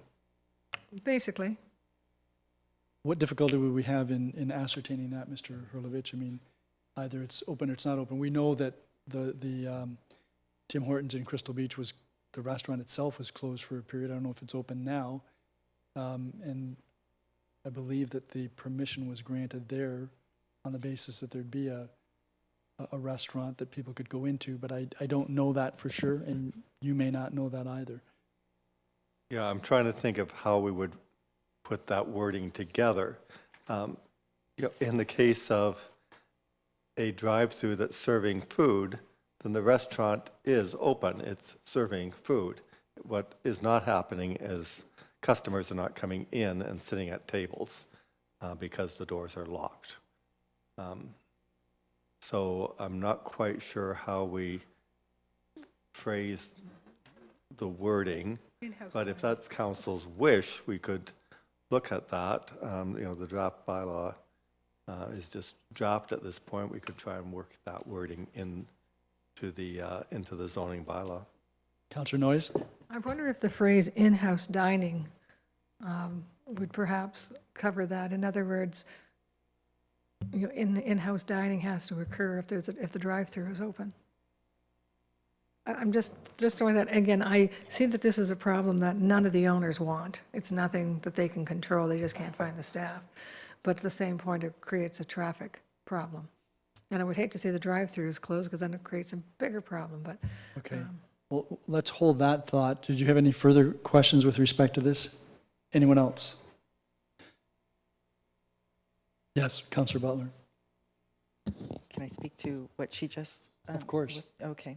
I appreciate where Councillor Noyes is coming from, but as a business person, I have issues with trying to control a business and whether or not they're capable to make ends meet. And I really believe that if they are looking at areas to cut because we have gone into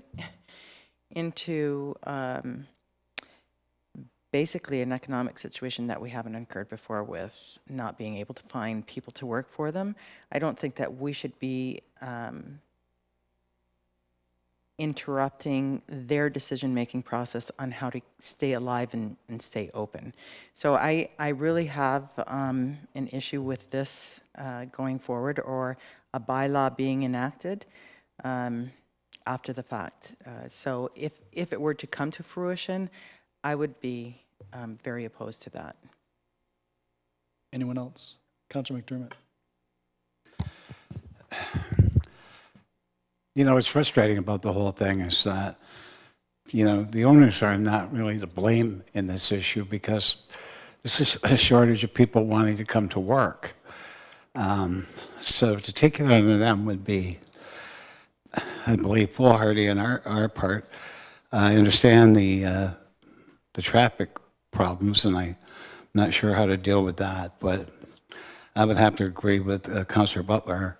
There's so many extenuating circumstances with regards to trying to get people to fill these positions, and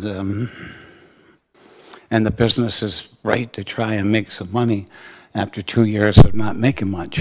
So I couldn't agree with us making a motion with that regards. Finding ways to solve the traffic problem is a different story, but I couldn't do it this way. Just my thoughts. Anyone else? I guess there's only one else.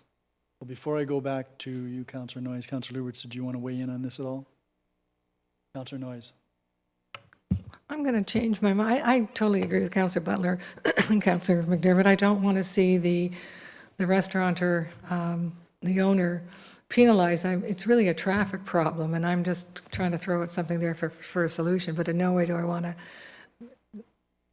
impede upon their ability to make a living.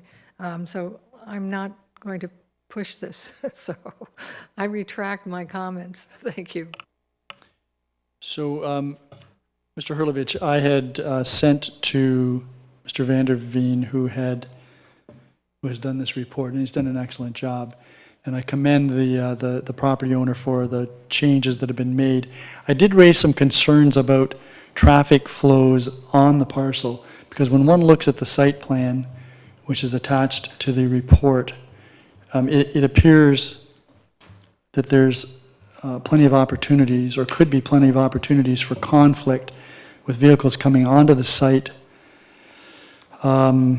just immediately south of the restaurant, and then either parking or queuing in vehicles leaving the drive-through lane who will be exiting along that area. I don't know what the measurements are, but is that something that you would be able to obtain, and is that something that would be addressed at the site plan approval stage of this development, if this is approved? Your worship, yes, that would be something we could address at site plan. We would put the turning templates on the property. I do see your point with respect to the southerly driveway, which would cross in front of the proposed restaurant. The plan is to demolish an existing building, replace it with a new restaurant. And so traffic would enter the property, cross immediately in front of that building, and there would be a crossing of cars exiting the drive-through and cars entering the site. We could look at as well modifying the building design, since it would be a new building, perhaps providing a visibility triangle just where the cars are exiting the restaurant, having picked up their order. So we could address that through the site plan process. And to make it a little more exciting, I see that where the gas pumps are, unless there's a one-way flow of traffic, there's going to be further conflicts with vehicles coming in and leaving, the car wash, the whole bit. So I think that's something that you'd have to have a fairly critical eye on when you're looking at the site plan. Any further questions or comments? The item is on the floor. All those in favor of the recommendations? That is carried. The next item is the supplemental report relative to the regulation, control, and registration of animal rescue. This has not been put on the floor yet, so we'd have to have a mover, and that's Councillor Butler. Madam Clerk, my view of this is that if these recommendations are passed, then the recommendations contained in the original report, PDS 23, would be, except for the first recommendation, be contrary. So we would approve then the receipt of that report for information purposes, but simply defeat the other two recommendations. Is that correct? Yes, Your Worship, it's already on the floor, so you would deal with the recommendations separately. And what you're proposing is to approve the first one to receive for information purposes and defeat the second. Right. Okay, so let's deal with PDS 23-1. Councillor Butler. Thank you, Your Worship. Moved by myself and seconded by Councillor McDermott. PDS 23-1-2022 Supplemental Information Report, the regulation, control, and registration of animal rescue groups, deferred from August 8th, 2022, Council and Committee meeting. That Council receives for information purposes report number PDS-23-1-2022 regarding additional information for the regulation, control, and registration of animal rescue groups. And further, that Council determines that the Town of Fort Erie will not regulate, control, nor provide for the registration of animal rescue groups. And further, that Council directs staff to work with Lincoln County Humane Society to review and update the current animal welfare bylaw and submit recommended changes to Council at a future date. Are there any questions or comments? Councillor Lubberts. Yes, thank you very much, Mayor Redekop. Just looking at the page 3.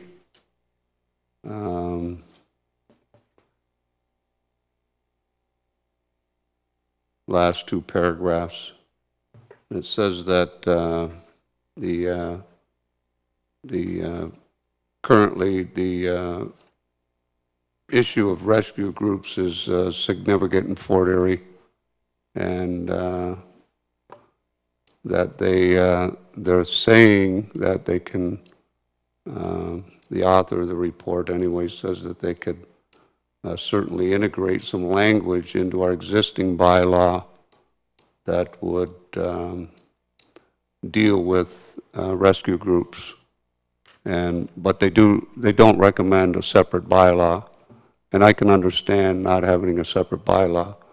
But at the same time, I don't think that we should overlook completely rescue groups. And I think that we can still have a rescue group registration in the town of Fort Erie. And it doesn't have to be as strict as what they're saying in these reports. And they're saying that there's just too many problems or too many other things that get in the way, so it would be difficult to have a separate bylaw, which I agree with. But to integrate it inside our bylaw would be no different than the rules and regulations that we have, for instance, for our kennels. They have to register with the town of Fort Erie. They have to meet certain obligations if they're going to operate as a kennel. They have to provide the standard of care that's integrated in our bylaw, and they're subject to inspections, and there's accountability to them, and so forth. In the report, it also says that, you know, right now what we're operating is the rescue groups are operating like the wild, wild west. There's no rules, no regulations, just go freely in Fort Erie and handle animals. And this is what it's all about, is anybody handling animals, we need to make sure that those animals are getting the proper care. And we don't know that with rescue groups. We have some regulations when it comes to fostering, and the foster families work with the rescue groups. And we know that the fosters, there's a lot of foster families in this town. We have a bylaw, in our bylaw, that the foster families have to register with the town. You have to get a foster license with the town. We don't know who they are because we don't know who the rescue groups are. And we don't know where they're getting these animals that they're fostering. And in our bylaw, even the SPCA says, you know, they've issued very few licenses for rescue or for fostering, although we know that it's happening in our town. So I don't think that we should completely dismiss any type of registration or regulation of rescue groups. And I think if we need to tonight put a motion on the floor that staff look at some kind of wording in our existing bylaw that addresses rescue groups, especially registration of rescue groups. And we need to know who they are, we need to know where they're operating, and I think also we need to be able to inspect them. So I put the motion forward that staff at least look into that aspect of it and put some wording into our existing bylaw. Okay, is there a seconder for that?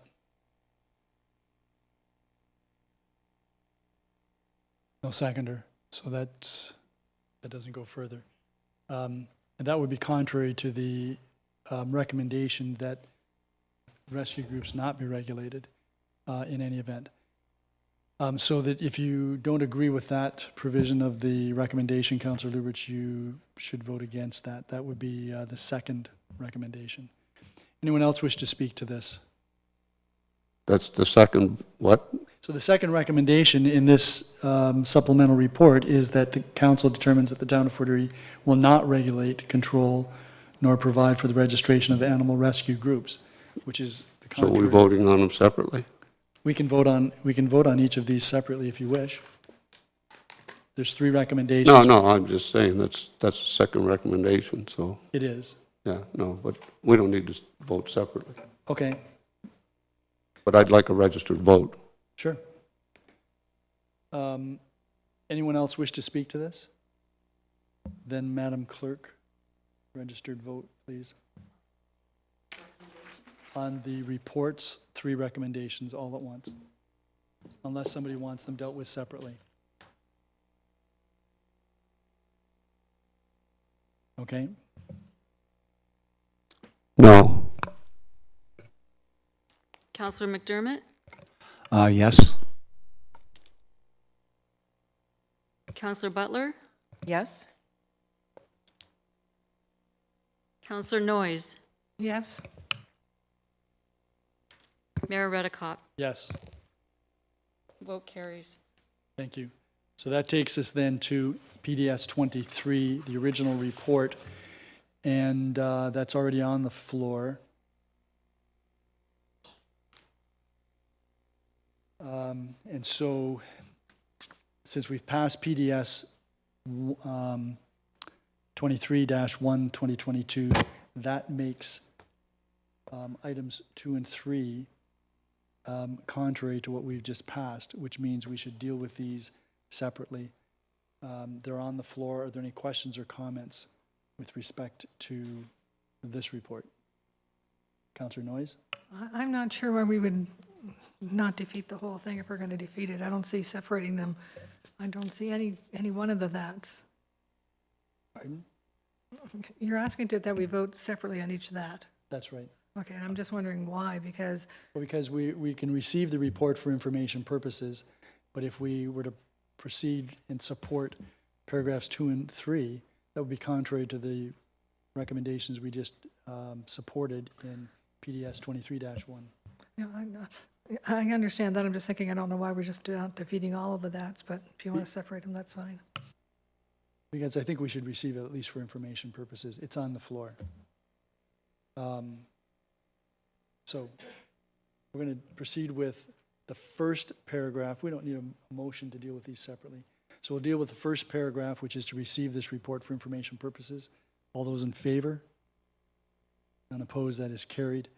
We'll deal with the second paragraph. All those in favor? Opposed? That is defeated. And the third paragraph, all those in favor? Opposed? You're abstaining, Councillor Lubberts? Okay. That's deemed to be a no, as you know. Okay. So that takes care of that. That takes us then to PDS 34-1, which is the supplemental information report regarding Spring Creek Estates. And Councillor McDermott, you now have that resolution? Yes, thank you, Your Worship. Moved by myself, seconded by Councillor Butler. The council receives for information purposes report number PDS 34-1, 2022 regarding a proposed subdivision and combined official plan and zoning bylaw amendment for 0-17482 and 0-17484 Black Creek Road. It's a supplemental information report, proposed draft plan of subdivision and combined official plan and zoning bylaw amendment, Spring Creek Estates, 0-17482 and 0-17484 Black Creek Road, 5009823 Ontario, Inc., Mitch Williams and Mike Colosimo, Upper Canada Consultants, Matt Kernahan, agent. Okay. Are there any questions or comments with respect to this? Councillor Noyes. Thank you, Mayor Redekop. But first, I do want to recognize that the developer did kind of concede, and he is looking at making the stormwater management pond an asset. He's also looking at making the unopened road allowance or the window to the creek also a nice area to sit and things like that, where he's going to put the outlet. But I did want to mention 2 things. Like the report, I'm still very concerned about the infrastructure in regards to the wastewater and the outlet itself. The report goes a long ways talking about the lagoon. I'm not going to argue whether the lagoon has capacity or not. I think it probably does have capacity. But on page, what page is this? Doesn't tell me the page number. On page 15 of 25, there's a section in there that causes me concern. It's from the region, and it says, this assessment, when they're talking about wastewater, this assessment does not reflect specific compliance, quality, sustainability, risk, or operational deficiencies at the treatment plants or trunk conveyance transmission systems, which may affect the region's ability to approve new development or permit servicing extensions. So even if we agree that the lagoon has capacity, does the pumping station have capacity? We've had problems in the past, and I think that needs to be addressed and looked at. Again, we have had a few incidences in the last year that we've had to actually truck out the wastewater before it even hits the pumping station. And we've had at least more than two incidents, but two events which caused sewer backups in people's homes because the pumping station, despite the town trucking some of the wastewater, that the residents had problems with backflows into their homes or not being able to use their facilities because the device did what it was supposed to do to stop the backflow. The other thing I wanted to bring to council's attention on a different thing about the outlet. A while ago, I asked some questions, and Amika, and I think the answer was given to me by, I think maybe Jeremy, and my question was the original design for River Trail Phase 2, which is the one that's an existing storm pond outlet to Black Creek, because we have the same event that happened a few years ago. And the answer was the original design, completed by Upper Canada Consultants, called for a 33-foot diameter pipe to convey the stormwater discharge to Black Creek. The original design showed a short channel between the outlet head wall and Black Creek of approximately 7 meters. Given the flat topography of the area, this design resulted in a partially submerged outlet. This is exactly what they're proposing for this one.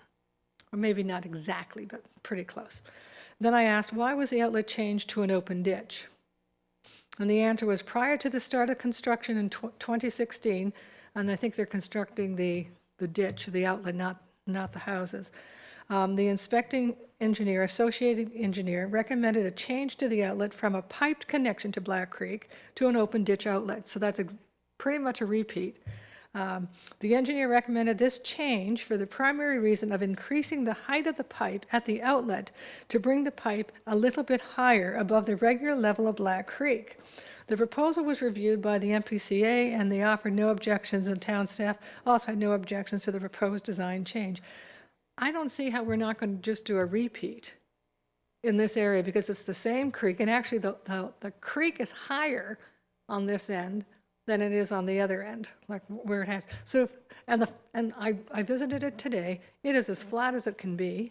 So if the same problems prevented it in 2016 from doing what they basically, sounds like exactly what they're planning to do this time, how can we be assured that it's just not going to be a repeat of saying, best intentions, this is what they're planning on doing, they couldn't do it before, they gave us reasons why. How can we be assured that this is not going to happen again, that we're going to land up with an open ditch? And I just think that has to be answered. Thank you. So, Mr. Stojanovic, I don't know if you would have any familiarity with this at all, or whether you'd be able to respond to any of Councillor Noyes' concerns with respect to the outlet. Through the mayor to Councillor Noyes, no, I don't have any history on this file in person. Okay. In particular, I don't have any specific comments in relation to the commentary from. Okay, so this would be something that I hope you've taken some notes on, Mr. Hurlovich and Mr. Stojanovic, because I hear what you're saying. Anything further? Well, there's other concerns, but those are my two major. I don't agree with the increased density. I think they should stick to the secondary So plan. we'll get to that when we deal Yes. with the report itself. Anyone else on this information report? Councillor Lubberts. Yes, thank you very much, Mayor Redekop. On page 3, the stormwater management pond, at the public meeting, I believe it was Councillor Noyes brought up the issue of making this stormwater pond an outdoor amenity for the area. And the agent's response is that the pond will be built according to the town standards. But then it goes on to say that the town standards for the pond that will allow it to be used for recreational purposes. Then it goes on to say that the perimeter of the pond, which will have the walkway around it, can be landscaped. And I don't think that was the intent the intent is we want the agent or the developer to make it an outdoor amenity, not to allow it to be an outdoor amenity, to make it an outdoor amenity, and to landscape it. So he should change that to the perimeter will be landscaped, and they will make it an outdoor amenity, and not that they're going to build it so that it'll allow for an outdoor, but I don't think that's what we want. Okay, I think it may be semantics, but I think, Mr. Hurlovich, you've heard what Councillor Lubberts has stated. I think he's thinking that this may be the developer creating the opportunity for the municipality in some fashion to bear some expense. I don't think that's what's implicit, and I think it may be poor wording in the report, but regardless, you've made notation of that? Excuse me, yes, Your Worship, I've made a notation. I know the drawing in the report does show a pathway around that pond so that we can bring that forward in the recommendation report. Right. And once that pond is transferred to the municipality or conveyed to the municipality, then we would be maintaining it, but it would be a facility that's landscaped. Recreational and landscaped. Right. And we need them to make that a commitment, but they don't make that commitment here. Okay, I think it's a matter of semantics, Councillor Lubberts, but regardless, the planner has made note of that. Anyone else on this? Then I'll call the question. All those in favor? None opposed, that is carried. That then takes us to PDS 34-2022, which was previously moved, and that is an information report regarding the Spring Creek Estates. That's on the floor. Are there any questions or comments? Councillor Noyes. Again, I know this is I won't support this other than for information purposes only, because I will not be agreeing with the density increase or the apartment being 4 stories instead of 3. I think they need to stick to the secondary plan. I'm going to borrow Councillor Lubberts' example again, is that they're trying to put 10 pounds of sugar in a 5-pound bag. Like, they're trying to get more out of it. Thank you. Did you say you won't support the density in the northern portion and the height? Yes. Yes. Okay. Any other questions or comments?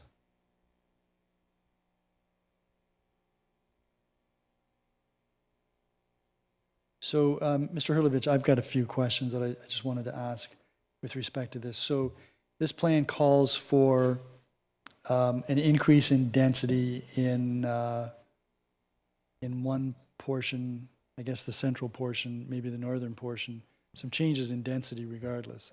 And that would that not be contrary to the secondary plan? Could you repeat the last part of your question? Yeah, the request for increased density, that's contrary to the secondary plan, is it not? Well, the overall density is being achieved. They are actually using a smaller area, but yes, they're increasing the density for that apartment building or the stacked townhouses so they can achieve the overall density set out in the secondary plan. Right, and I'm not particularly partial to stacked townhouses in that area, but I am interested in the notion of a seniors apartment building. When the recommendation report comes forward, is that something that council could require, as opposed to simply a bunch of uses? Right, well, the wording could provide for design to be suitable for seniors. However, zoning normally for zoning for people is not really allowed, so we'd have to talk in terms of design to suit seniors, but not necessarily mean that it could be exclusively for seniors. Right, okay.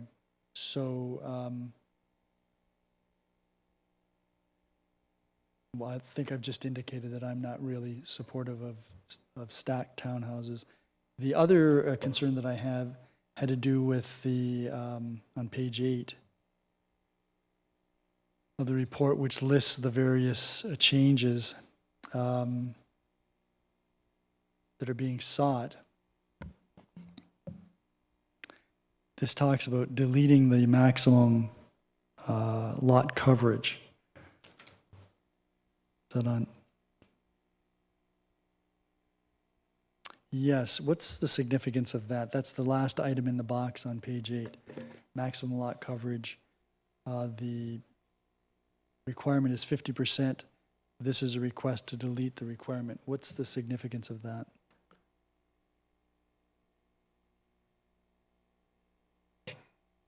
Yeah, that,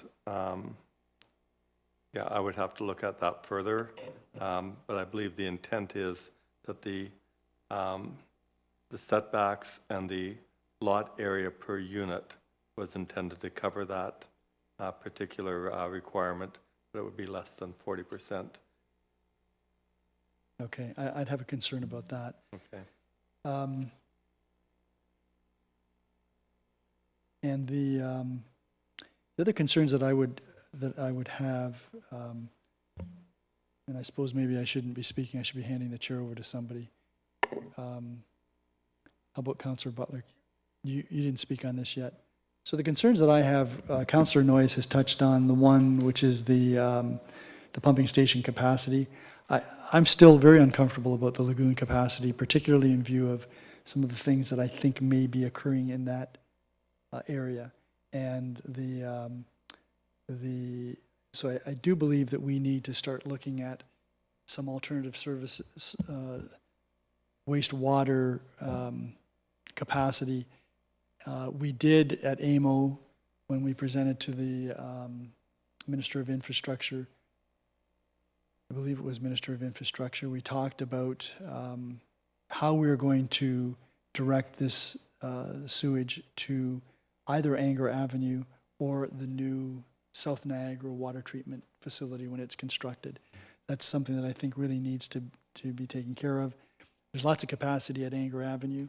There's lots of capacity, or still a fair bit of capacity in Crystal Beach, but I think Crystal Beach has, it's going to have its own challenges down the road in terms of development at that end of the town. So I've got that concern. I have a concern with respect to the third access. I believe that we shouldn't be thinking about a recommendation report until we've got some view as to how we're going to deal with that third access. And that's something that I've been working with staff on in order to present something to the Ministry of Transportation, and we can work our way up the food chain if we have to. But there's got to be something better than directing everybody to Baker Road or out to River Trail. And then the final concern that I had, maybe I had another concern, just hold on. The third concern I had related to the fencing, proposed fencing along Black Creek Road. So these houses are going to be facing internally. The backyard is going to be on Black Creek Road. The Mr. Wasserman, who is doing design guidelines, commented in his comments on, and they can be found on page 27 of this package, this report. He didn't think that that was appropriate. He thought that that type of fencing really was not conducive to the neighborhood or any neighborhood, and really should be reviewed. So I don't support putting a fencing up there unless it's some type of open fence like a frost fence perhaps. And then finally, there had been some discussion about staging this development. I'd be a little concerned about that, or how that could be done, Mr. Hurlovich, without coming to grips with where the third access is going to be or how that's going to fit in. Because it looks like it would be directed towards the northerly portion of this parcel.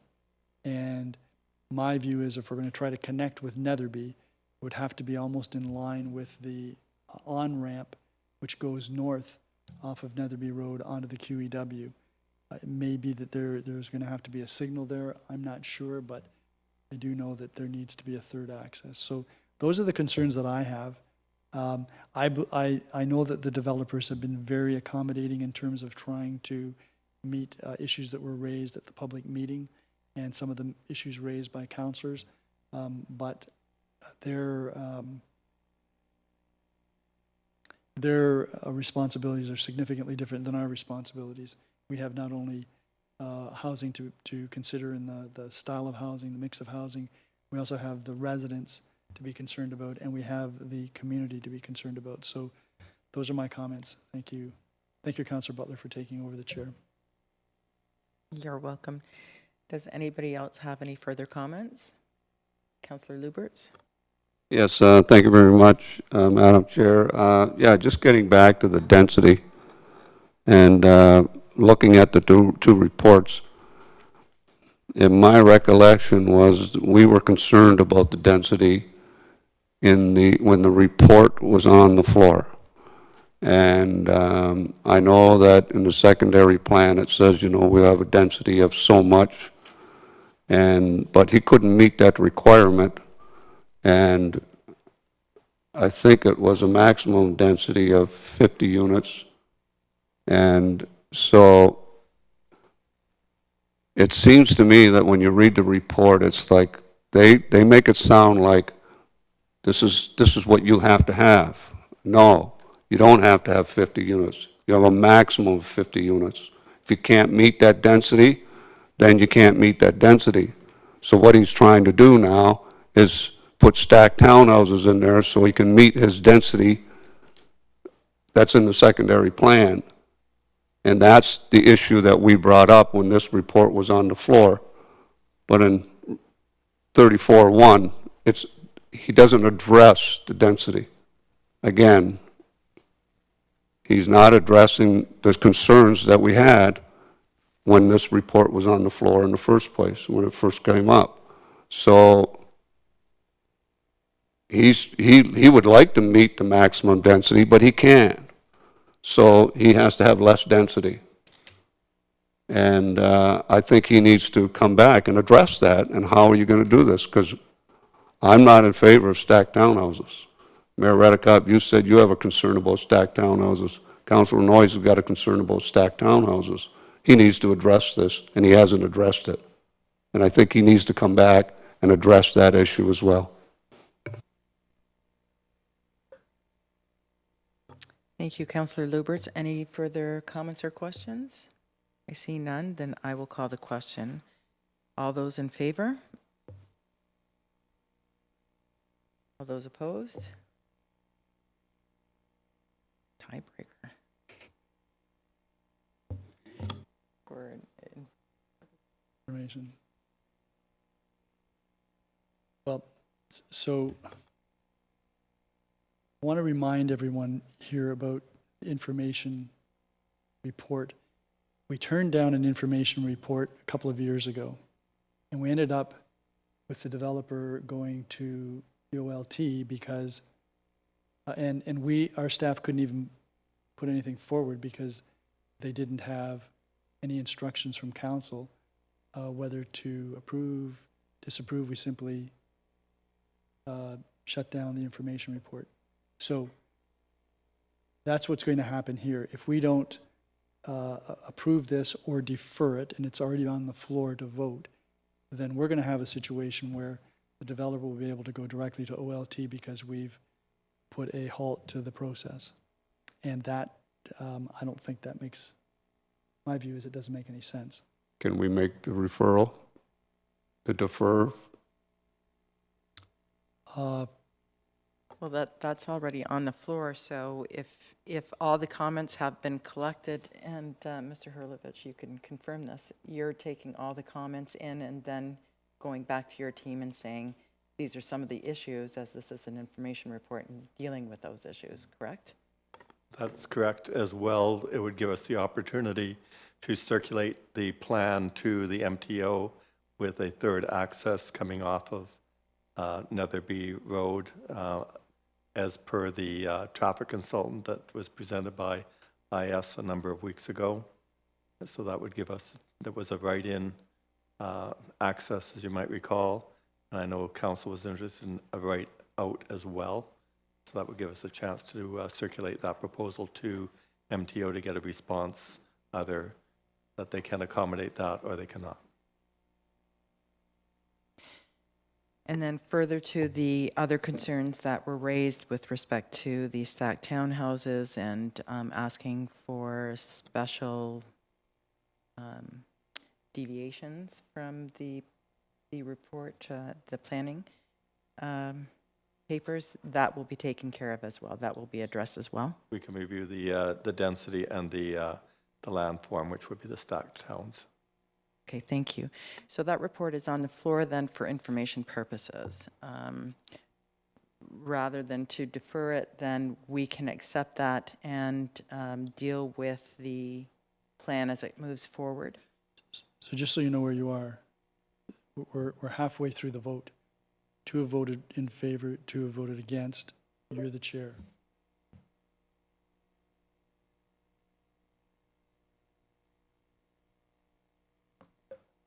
Then Yeah, let's make sure we do it right, Madam Chair. okay, so So I'd like to comment, you had some discussion, I'd like to comment some further too then. go ahead. Thank you. I get what Mr. Hurlowitz is saying, that, you know, he's going to talk to the developer, but we had a previous report where he was supposed to address the issues. He didn't address the issues. If Mr. Hurlowitz goes back and we approve this for information purposes, are we going to get a report back from the developer that's going to address these issues as to whether he's going to push this forward and not change it? Because I want the landscaped area to be done, and I want it to be an amenity for the community. And I want him to address his density. Are we going to get that from Mr. Hurlowitz before we get the recommendation report? We need that before the recommendation report comes to us, so we can decide whether we agree with the developer or not. Mr. Hurlovich, will that be part of the information report that would come forward at a later date? The next step would be a recommendation report, so it would address those issues. Okay, thank you. So the question has been called. It's a 2-2, so I'm going to vote in favor of the information report.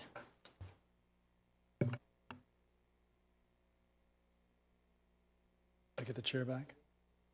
Okay, so that takes us to report PDS 61, which is the Hibbard recommendation report. And Councillor Butler, you have the resolution for that? I do. Thank you, Your Worship. Moved by myself and seconded by Councillor McDermott that PDS 61-2022, proposed draft plan of vacant land condominium and zoning bylaw amendment 3819 Hibbard Street, an easterly portion of 294 Gorham Road, NPG Planning Solutions, Mary Lou Tanner, agent, Brockview Cottages, Inc., Brian Keenan, owner, Brockview Building, Inc., Brian Keenan, owner. That council approves the draft plan of vacant land condominium dated August 10th, 2022, showing a 19-unit townhouse development as shown in Appendix 3 of report number PDS 61-2022, in accordance with the provisions of the Planning Act RSO 1990 CP 13 and the regulations thereunder, subject to the conditions contained in Appendix 6 of report number PDS 61-2022, and further, that council directs staff to circulate the conditions of draft plan approval in Appendix 6 of report number PDS 61-2022 to the applicable agencies in accordance with the requirements of the Planning Act, and further, that council approves the amendment to the town zoning bylaw number 129-90 as detailed in report number PDS-61-2022 for the lands known as 3819 Hibbard Street and the easterly portion of 294 Gorham Road, and further, that council directs staff to submit the necessary bylaw. Thank you. That report is on the floor for any questions or comments. Councillor Lubberts? Yes, thank you, Mayor Redekop. Just out of curiosity, what's the difference between a draft plan of vacant land condominium and just a draft plan of condominium? Mr. Hurlovich? So in a vacant land condominium, the owner of the unit also owns the land in front of his unit and the land behind his unit. Whereas a standard condominium, he owns the unit, and typically the balance of those lands are held in common as part of the shared elements of the condominium corporation. Councillor Lubberts? Yes, thank you. So if the owner of the development is going to own the lands in front and the lands behind, is he responsible for maintenance? Yes, normally he is. And would that cause a problem in the future? How does he generate the revenue to keep the maintenance up? Well, there are other elements that would be common. For instance, the roadway would be a common element, and all of the condominium owners would then contribute to the condo corporation that would pay for snow plowing, improvements of that paving. If it should break down in the future, there will be some landscaped area that would not be in front of or behind someone's unit. So those green areas would also be maintained by the condominium corporation on behalf of all of the owners. So all of the owners would be contributing to those elements. All right, okay, thanks. Anyone else? Mr. Hurlovich, I have a few questions. I know that the owner has made quite a few changes to try to accommodate the concerns that were expressed by councillors. Would we know how much it would cost to extend the sidewalk from Thornwood to Gorham, which, as I understand it, is going to be a shared cost? I don't have that number in front of me. I was looking for that earlier today, but I did not obtain a number. And will there be, in terms of the interior road, will there be no parking signage on at least one side of the interior street to ensure that there's access? That was something that was... I'm not sure whether they would be allowed any parking on the street itself, because it's typically signed as a fire route. Okay.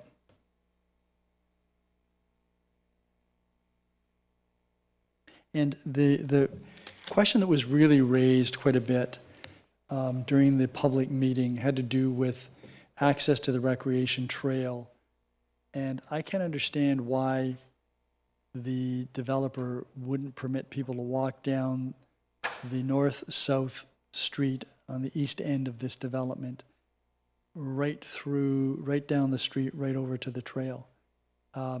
There were discussions with the developer on that, I believe. For some reason, they're not agreeable. Do you know why? I believe that was done in favor of the future owners. So that would be the same as somebody walking across your backyard because you don't have a fence and they want to access the other side.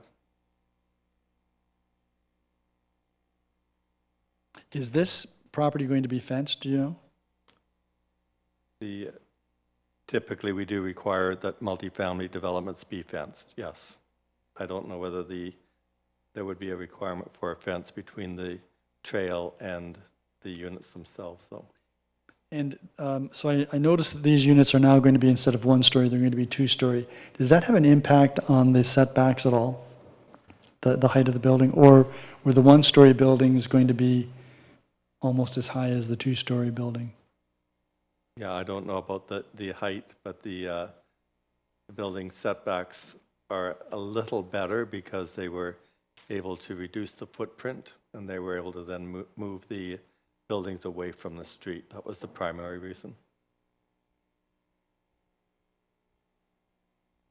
And we don't have any data with respect to whether these units would be affordable or not, do we? We do not. Okay.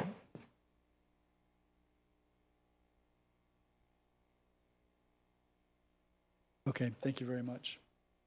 Any other questions? This is on the floor then for voting. All those in favor? Opposed? That is carried.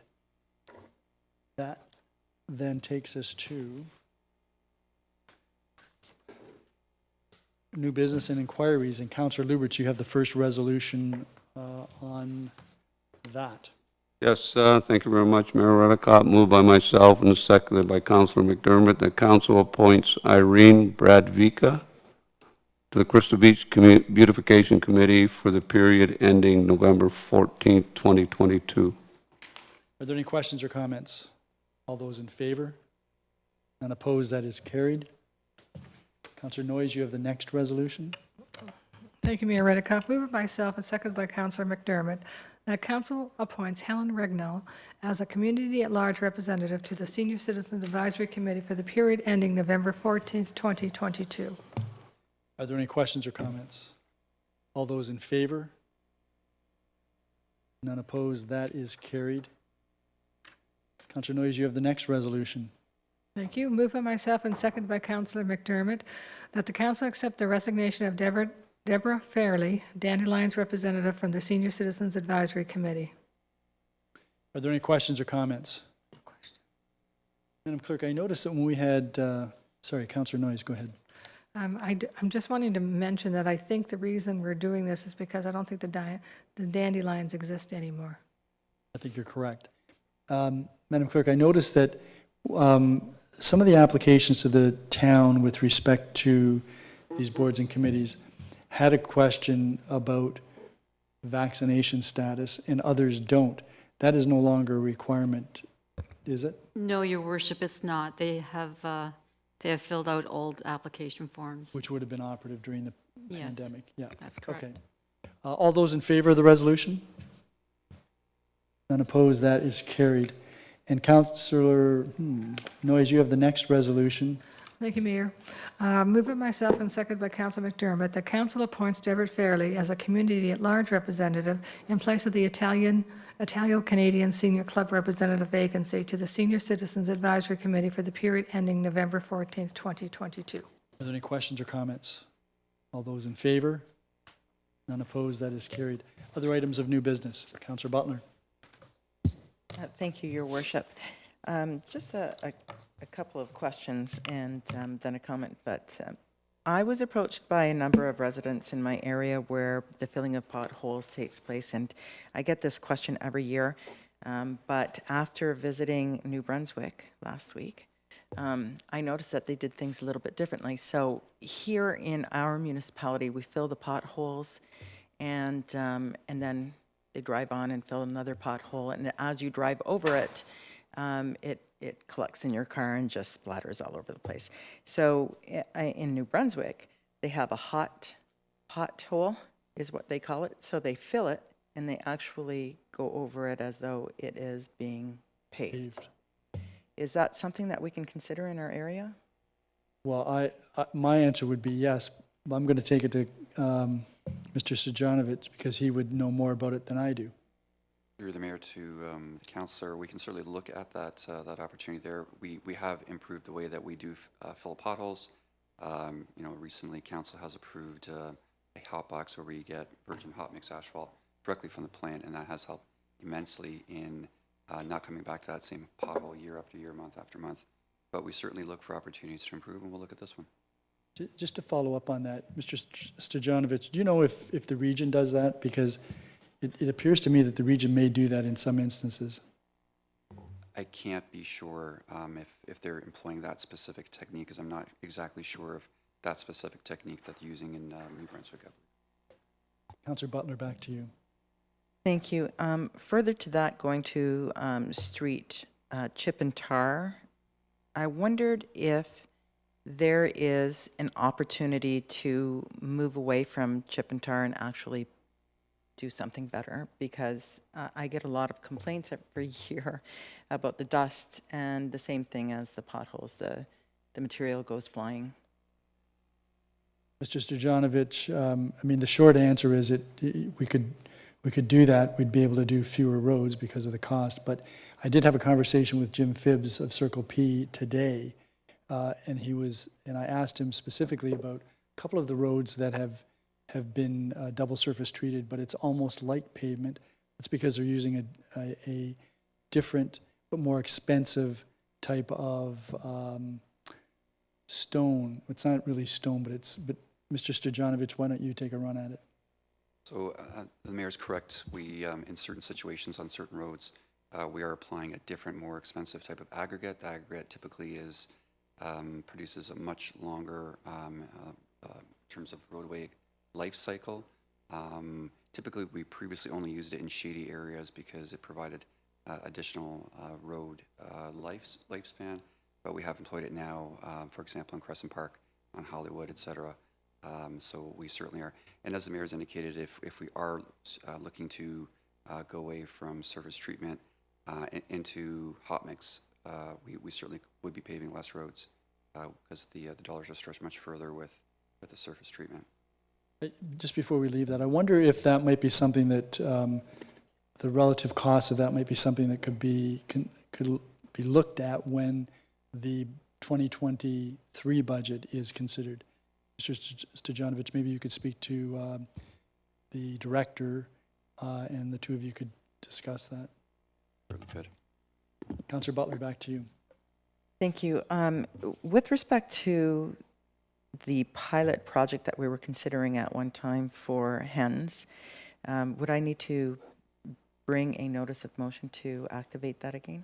You would, Okay. and I think what we would do is ask staff, you're going to do that under notice of motion, and that'll be the regular council meeting on September the 19th.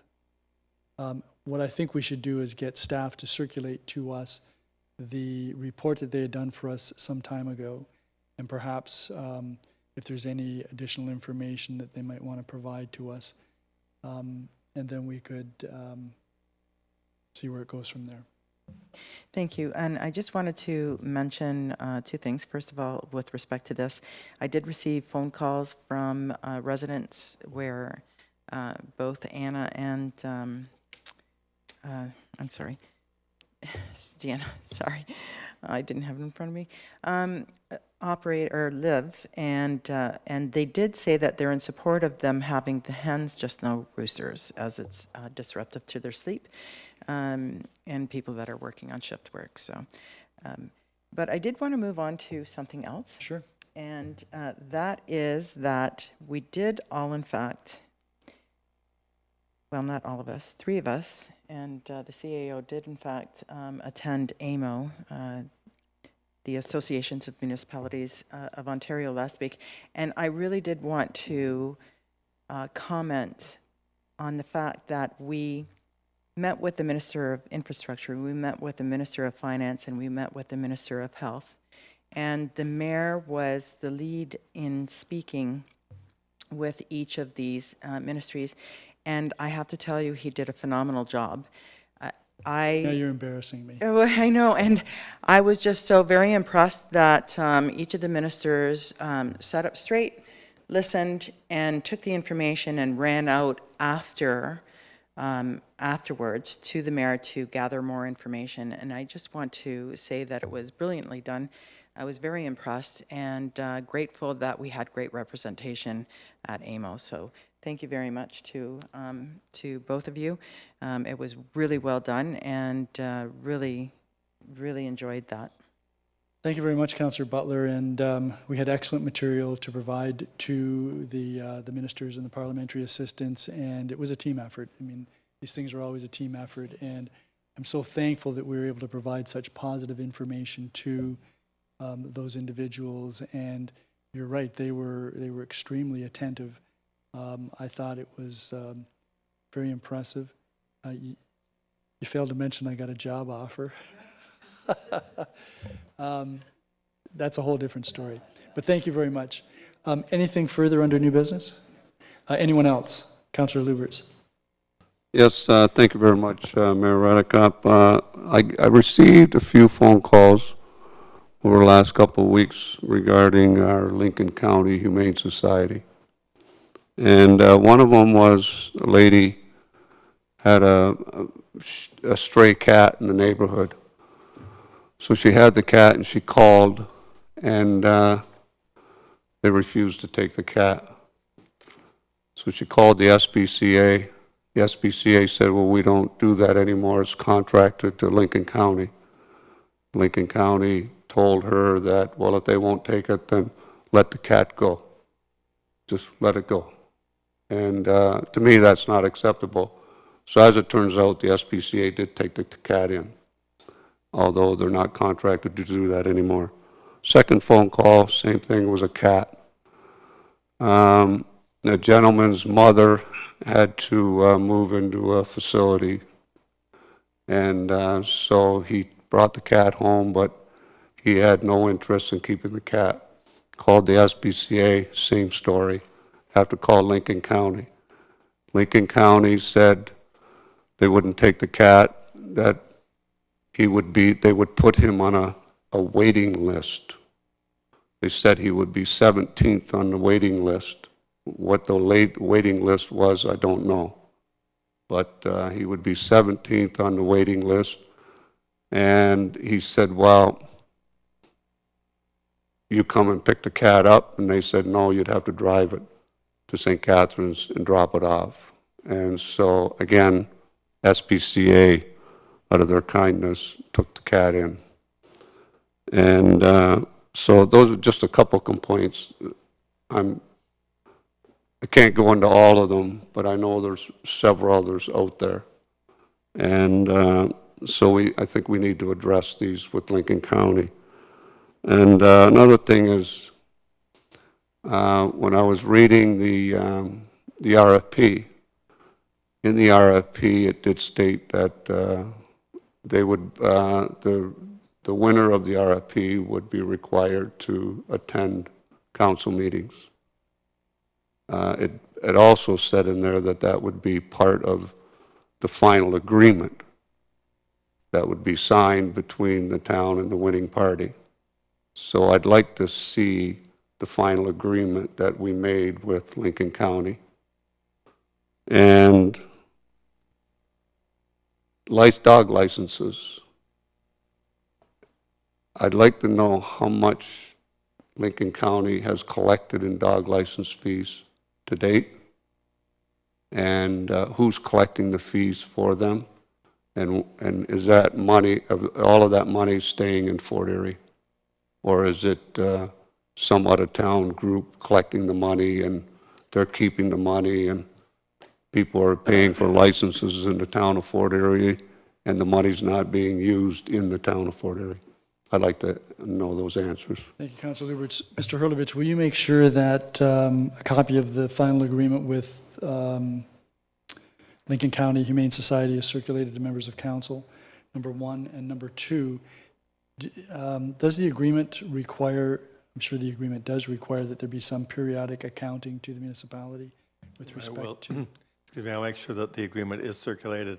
I'll double check on the necessity of appearing before council. And if it's not available, could you inquire of the Lincoln County Humane Society what their license fee revenue is to date this year, since they took over the contract? I will do that. And Councillor Lubberts, it would be helpful, I've also received a couple of complaints with respect to the performance of Lincoln County Humane Society. It would be helpful if that information is passed on to staff so that they can at least follow it up. That assists us in monitoring the performance. Yes, all right. Councillor Butler. I just wanted to weigh in on that. I just wondered if staff could actually get their side of the story with respect to the cats, and because there's always two sides of the story, and find out also if, not find out, but I just wanted to say that I've received nothing but really good feedback. So I'm really quite surprised to hear that there's been some negative there, but I'll be interested to hear about their side of the story. For this, there has to be an explanation. Yep, for Thank sure. you. And there have been some complaints that have come in, and we have received a fairly different side of the story. Any other new business or inquiries?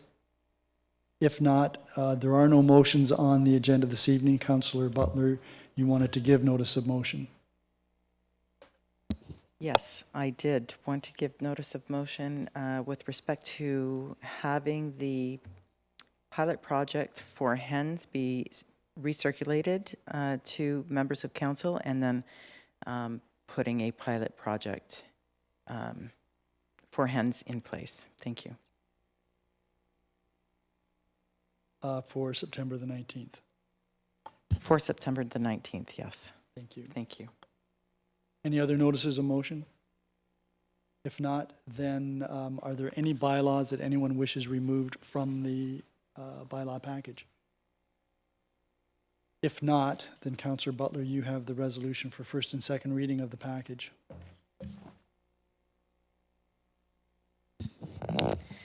Yes, Your Worship, thank you. Moved by myself and seconded by Councillor McDermott that the bylaw package containing 106-2022 to authorize the acceptance of an easement from Jody Robbins and Wilfred Robbins and Catherine McCrory, 142 Shannon Road South and 291 Cambridge Road West, 107-2022 to exempt certain lots in Plan 59M 483 from Part Lot Control Lot 45 and Blocks 51 and 53 Mitchell Crescent, Black Creek Signature Subdivision, Rinaldi Homes, Niagara, Inc. 108-2022 to exempt a certain block in Plan 59M 438 from Part Lot Control Block 58, Village Creek Drive, Village Creek Estates, Phase 3, Park Lane Home Builders Limited, 109-2022 to exempt a certain block in Plan 59M-488 from Part Lot Control Block 40, Williams Crescent, Peace Bridge Village, Phase 2, Ashton Homes Western Limited, 110-2022 to adopt development charges interest policy for the town of Fort Erie, 111-2022 to adopt a development charges payment deferral policy for the town of Fort Erie, 112-2022 to amend bylaw number 93-12 as amended to adopt a reserve policy for the town of Fort Erie Affordable Housing Community Improvement Plan Reserve, 113-2022 to amend fees and charges bylaw number 40-09 as amended development charges fees is given first and second reading. All those in favor? None opposed. That bylaw package is on the floor for any questions or comments. Mr. Jansen, I can't remember if it was you that I sent an email to with respect to the bylaw 111-2022, which is the development charges payment deferral policy with respect to the word substantially in terms of the definition of development. Yes, that was through me. I did share that with Keegan, our chief building official, just to see how that's currently being interpreted. I understand from speaking with our director of planning that other municipalities are in a similar position where that is not defined specifically. So that's something we'll note for our next development charges study, which is due to take place beginning next year. That definition is the same as the one that is in our current DC bylaw. So that word in this context is a lawyer's dream, because what does substantially mean? Yeah, I did reach out to him. I didn't hear back in terms of what how that's currently being applied. I don't know if the director of planning has any other comments, but that's all I have at this point. Mr. Hurlovich? Thank you, Your Worship. Yeah, we were not able to come up with a definition of substantial. I can say that in Niagara Falls, they use a 5,000 square foot size as their exemption limit, but that isn't within their bylaw. It's basically a practice and not necessarily within the law itself. So what is, Mr. Jansen, what is the harm in, or what would the harm be in deferring this particular bylaw to the next regular council meeting to get that nailed down? Even if it was to include what substantially means, 5,000 square feet or whatever Mr. Hurlovich had indicated. Is there a concern that between now and September the 19th, there might be something that would No, arise? that's quite all right. Yeah, we don't have any applications I'm currently aware of that would be applying for this, so that could wait. Okay, so is anyone interested in moving to defer this to September the 19th? That's bylaw 111, 2022. Councillor McDermott, is there a seconder? Councillor Noyes? So that would be to September the 19th. All those in favor? That is carried.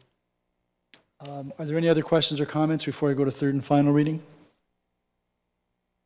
Then Councillor McDermott, third and final reading, please. So with the exception of 111.